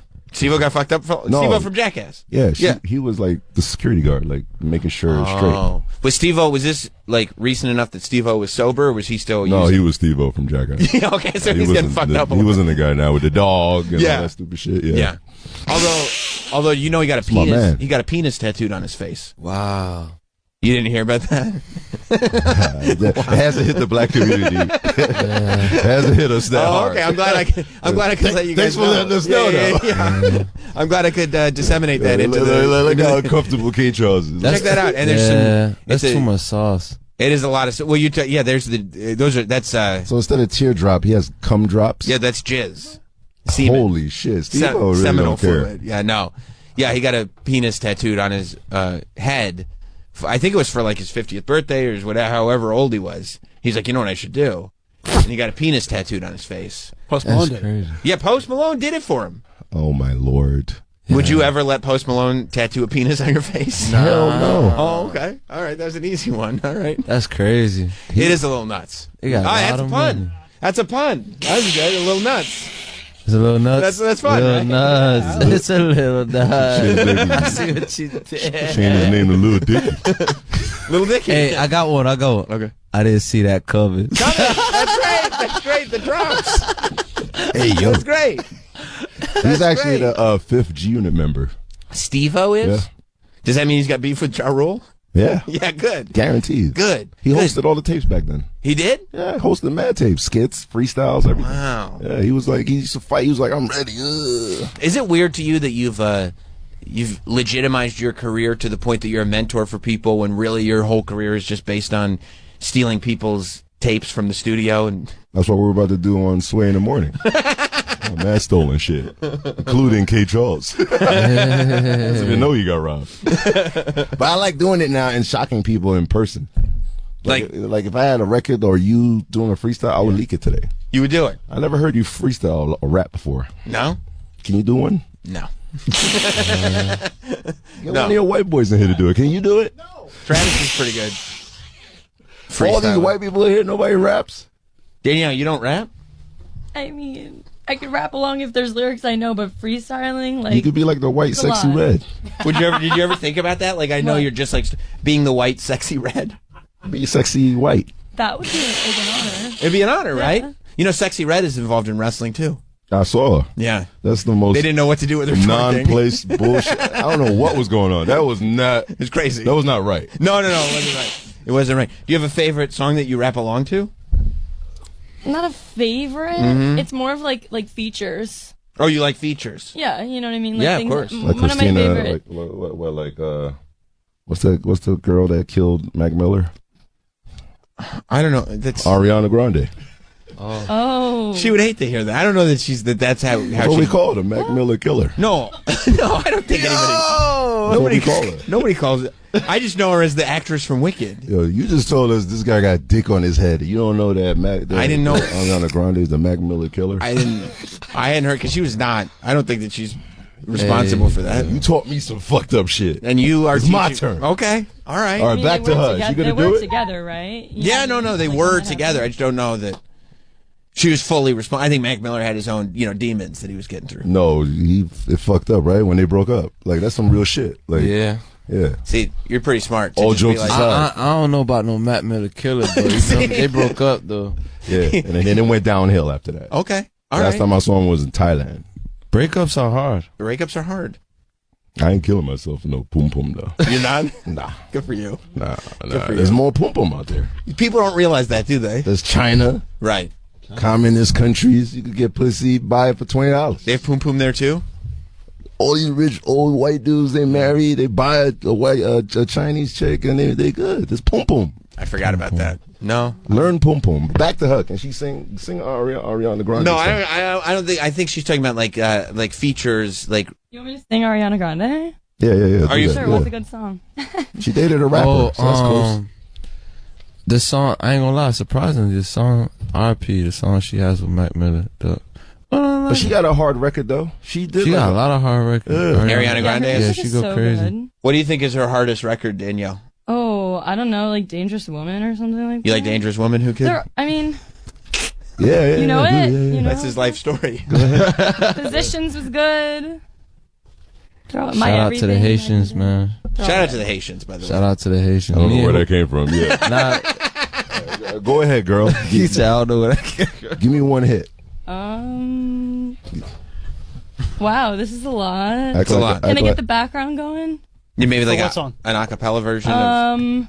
What's one of her famous ones? You tell me. Dangerous Woman? Who could loves Sure. Dangerous Woman? Oh, and then there's Problem with Iggy Azalea. No, not that one. You like Iggy, right? Me? She got that BBL. I hate BBLs. You do? They smell like shit. Is it acapella? Oh. Oh, Yeah, you missed. All right, You here we already go. missed the beginning. Go ahead. Get into it. Okay. Okay, here we go. Don't need no hold up, taking control of my kind of moment. Okay. I need to see the lyrics. Completely focus. My mind is real plain. Oh, that you got skin to skin. Oh my God, don't you stop. All right. Okay. Something about you makes me feel like a dangerous woman. Something about you makes me feel like I wanna do. Rihanna, nigga. I forgot about the lyrics. I also have vocal notes. This is kind of high for me. I like sing that. down Let's the give octave. No, what you doing here? I would have been better. By the way, how funny was it? Now we know why she was like, "Oh, do you want me to sing Ariana Grande?" That was not no. and she put a little stank on that one part too. Yeah. She went, I like that. I felt like you were at Bad Boy Entertainment. I'm about to sign you. Not Throw some baby oil can on we it. not get a bad redo? boy. I don't think Deal is signed. You're about to sign. Like, You got the contract. Yeah. You were impressed. You've heard all the artists. You were Take impressed? that. Take that. Okay. no. She said no. Now I thought I told you that we won't That was stop. trash. Yo, nah, that's fire, yo. You thought you were impressed? Thank you. I am highly impressed. That was song's not dope. necessarily my range. Would you steal that verse and put it on a mixtape? I need the audio. Let's put it on my show. That was gangster. We will be right back with Sam Roberts Show. We're back with Sam Roberts Show.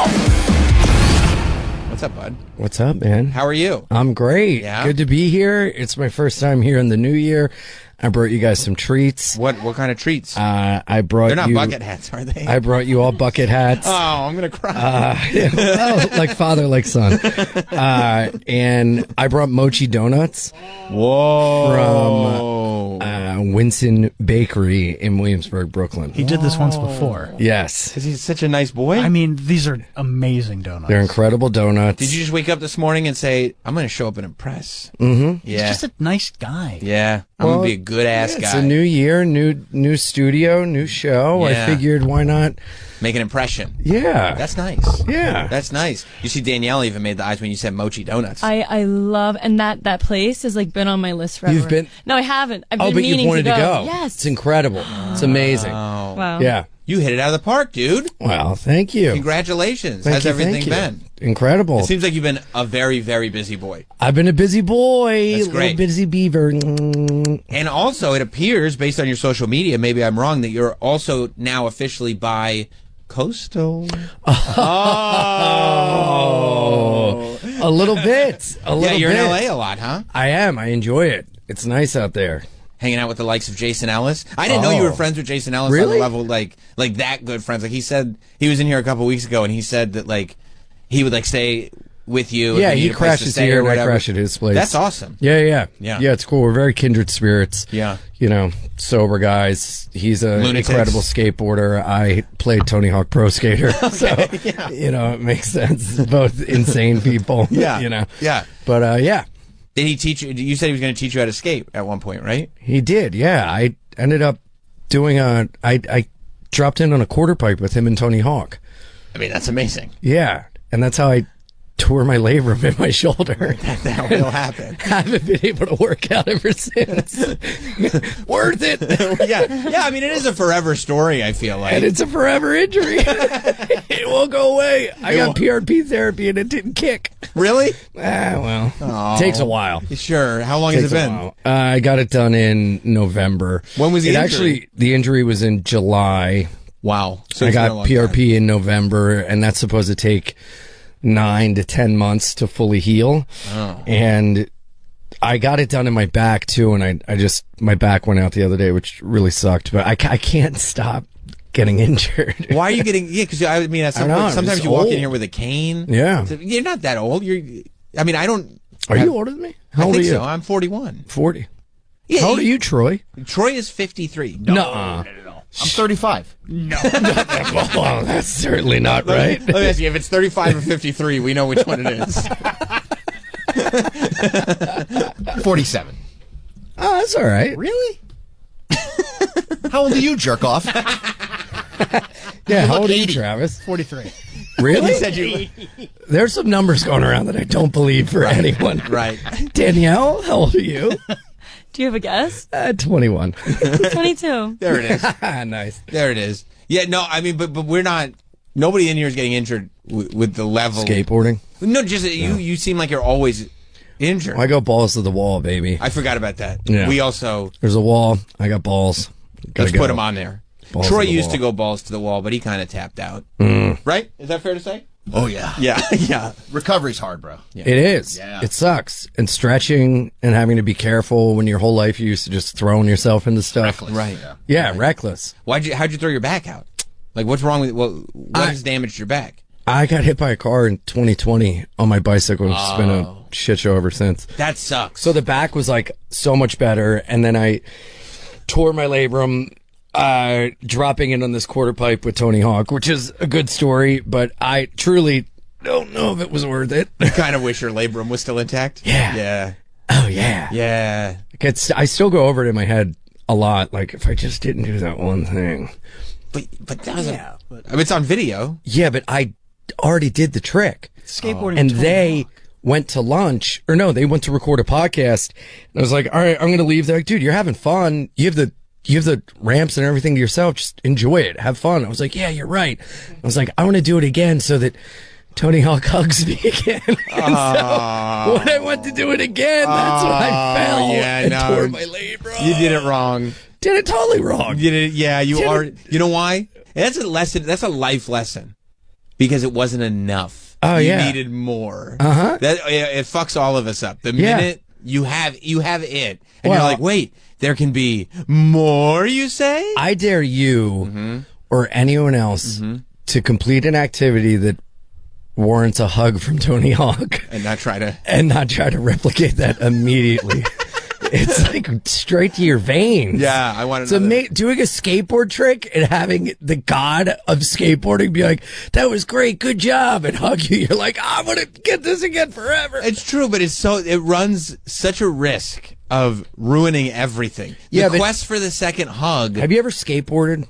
I mean, when I was like a kid. I started doing it as an adult. Sure. Because Jason taught me. Oh, I thought you were going to say because I'm empty. Clearly that too. And it's just such a good feeling when you land a trick or like you're trying to do something over and over, and then you do it, and you figure out the way of doing it so that you succeed every time. So I wanted to keep doing. I wanted to keep skating and doing the trick so it would like be more fluid and everything. And so I pushed my luck, and it was But I think that other thing that you said is also true. Like when people have like these unbelievable experiences. It's never enough. No. Right. Instead of just being like, I did it. Like I had that experience. I walk it away. You go, I mean, it's almost human nature. You go like, how do I replicate this right now? Well, I'm a drug addict. And, I'm coming up on 10 years sober because I literally couldn't get enough. So now you're doing Dude, me and my best friend went to a strip club outside of Pittsburgh on Thanksgiving like a couple years ago. Had the best time. We were the only ones there. We were like the kings of this podunk strip club called like Carla's Candy House or some bullshit. And our friend, the next day, I had a weekend at Pittsburgh Improv, so we all went to Pittsburgh. And a friend met up with us, and we were like, this was amazing. It was the best time. He goes, well, we got to do it again.